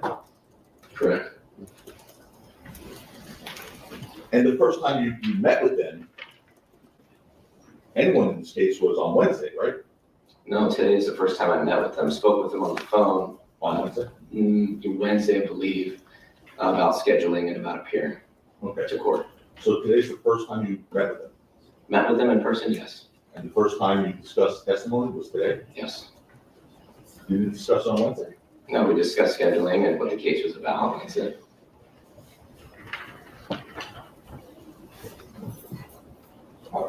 You take your duties seriously. By the way, let me stop for a second. You were asked what you were looking for hypothetically when you arrived at the scene of a call for a shooting. You recall that? Yes. And you said victims, yes? Yes. Damage to property, correct? Correct. What about shell casings? You looked at that too? Sure. Because you didn't mention that. That would be something, right? Absolutely, yes. Yes. Do you take your duties as a law enforcement officer seriously, Sergeant? I do. And because of that, you make your best effort to perform your duties to the best of your ability. Correct. And you do, in fact, the best to perform these functions carefully. Yes. And you're a sergeant, right? Yes. I mean, very distinguished position, yeah. Thank you. You're welcome. And you pay attention to detail, don't you? Yes. I mean, you get called to a shooting scene. You guys have flashlights too, right? Correct. Searchlights. You know what you're looking for, right? Correct. On November 6, 2021 at 10:27 p.m., you had received a report of shots fired, right? Correct. And you responded to the area of Selma and East Delmar. Correct. And you were wearing your body cam cameras, I think that was established, right? Yes, sir. And you reported that. Yes. Yeah. And also, fellow officers recorded video as well. Correct. And you in turn recorded your fellow officers' activity. Right. You exited your car on 10:31. Can't independently recall, but if it shows that on the timestamp, that timestamp's accurate. There's no reason to believe it's Exactly, not. right, not exactly accurate. Correct. And your car was parked next to that parking lot on East Delmar. Yes. And after exiting your car, you walked southbound on East Delmar Correct. towards the stop sign on the corner there, right? Yes. Yes. And then you walked into that parking lot with all those cars, right? Yes, sir. By the way, there was no damage to any of those cars that you found, right? Not that we saw, no. You were looking, right? You guys were looking. Yes, sir. And once you were in the parking lot, according to your body cam footage, you walked from one end of it to the other. Correct. As you did that, you had the flashlight on. Sure. All right. And you saw from your body cam footage, other officers had their flashlights on. Correct. Now, at one point, from your body cam footage, you were looking at the windshield of the vehicle with your flashlight, right? The rear windshield on the red car? Yeah. Yes. You were searching for signs of shooting, right? Correct. You didn't find any broken glass? No. No damaged cars? No. No bullet holes? No. You established no shell casings? Correct. No blood? Correct. In fact, you didn't find any signs of shooting, right? Correct.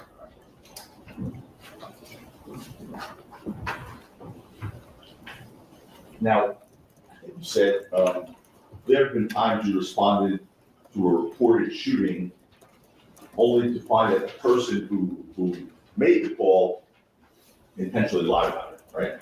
Right, like the false report of emergency or Yeah. somebody suffering from mental illness. Yes. Right. So that would be intentional lie, right? Yes. Okay. And you'd agree that if someone misreports a shooting that never really happened, you wouldn't expect to find any evidence of it when you get there, right? Right. Now, your own body cam footage ended at 22:33:16, meaning 10:33 and 16 seconds, right? Okay. But you still remained on the scene after that was turned off, right? Well, I can't remember, but if I'm turning it off, it's because I've concluded what I need to do and then I'm leaving. Well, after searching the parking lot, you searched the street as well. Are you saying after I went into the parking lot, I exited? Exactly. I don't remember if I did. I'm going off my body worn. Okay, well, I'm gonna help refresh your recollection again, okay? Who was that officer with that name that I mispronounced badly? Brian? You too. Okay. Kijevix, yeah. Kijevix. Call him Brian. There's a J, a B, and an X all in there? Right, yeah. Okay. So, Brian. Right. Officer Brian. Yes. I want to show you the body cam footage that's been marked as defense exhibit A, for identification.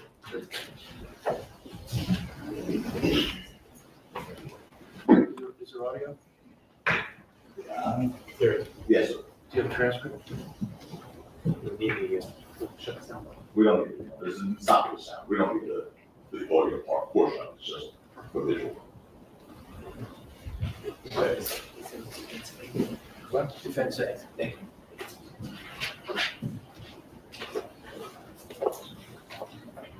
Now, directing you to 22:35:50, 20 seconds into this video. Hold on 1 second. Is that it? You good there? Yeah. So that's 22:35:50, right? Yes. Okay. And that's whatever it is. 10:35 p.m. Thank you much. 20 seconds into the video. Do you recognize yourself on? I do. Okay. So you did go to the street after the parking lot, right? Yes. And at that point, your body camera is off?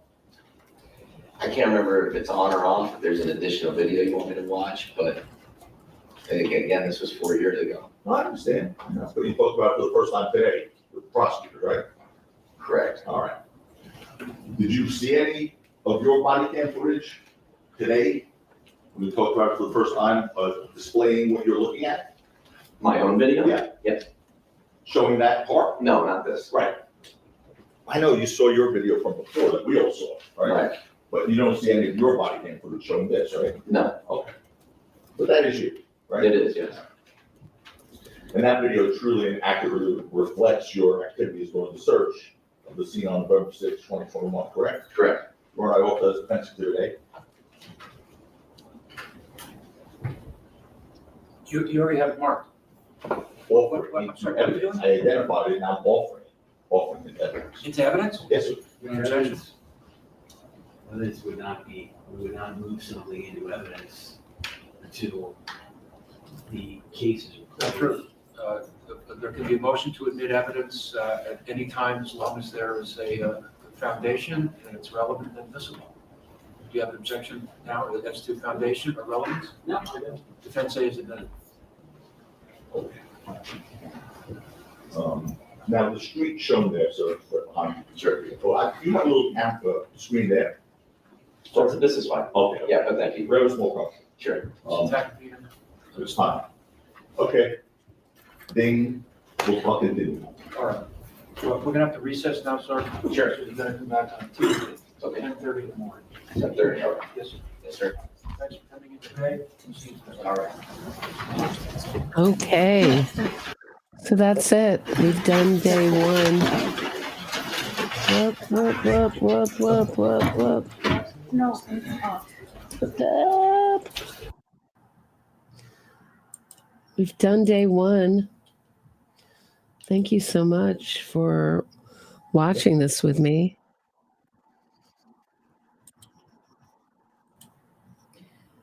I guess part two, because it's in California, will start at noon Eastern time tomorrow.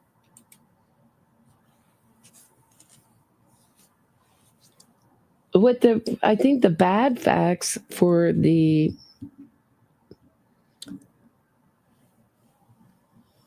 day one is not done. I think that was it. No?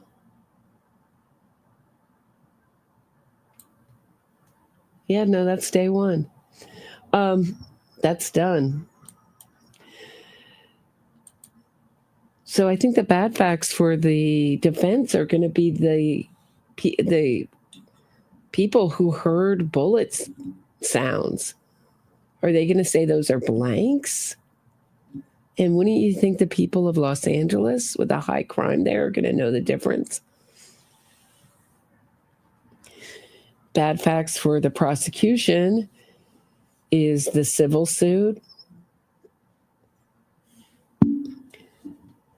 The fact that it's been reported that the victim was jealous. Basically, the whole ASAP collective was jealous of, whether the defense put that out there, was jealous of Rocky and didn't want him and thought that they had left him behind.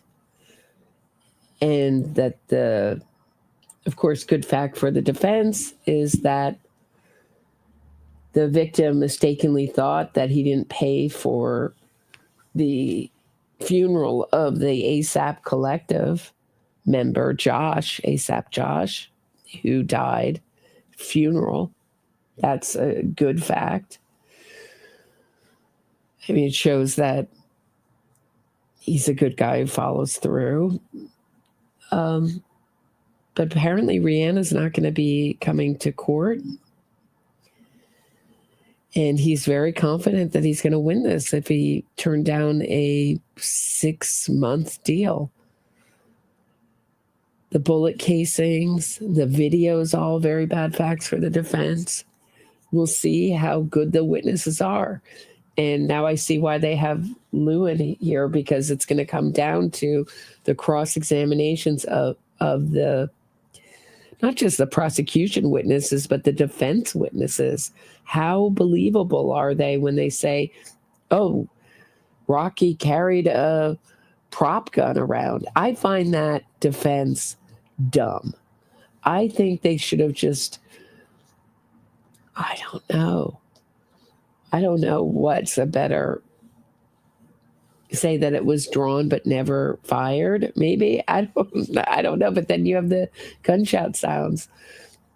I don't know how you defend this case.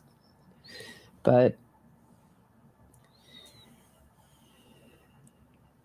I guess you have to go right to victim blaming and say he was the aggressor. But then you have the problem with the defendant being called there at the W Hotel in Hollywood to meet Rocky by Rocky. So there's a lot of bad facts on both sides. It's an interesting case, not for the reasons you would think. Tuesday, I have a interview with Allison Cavani about her mother's cold case at 6 p.m. Eastern. I'm looking forward to that.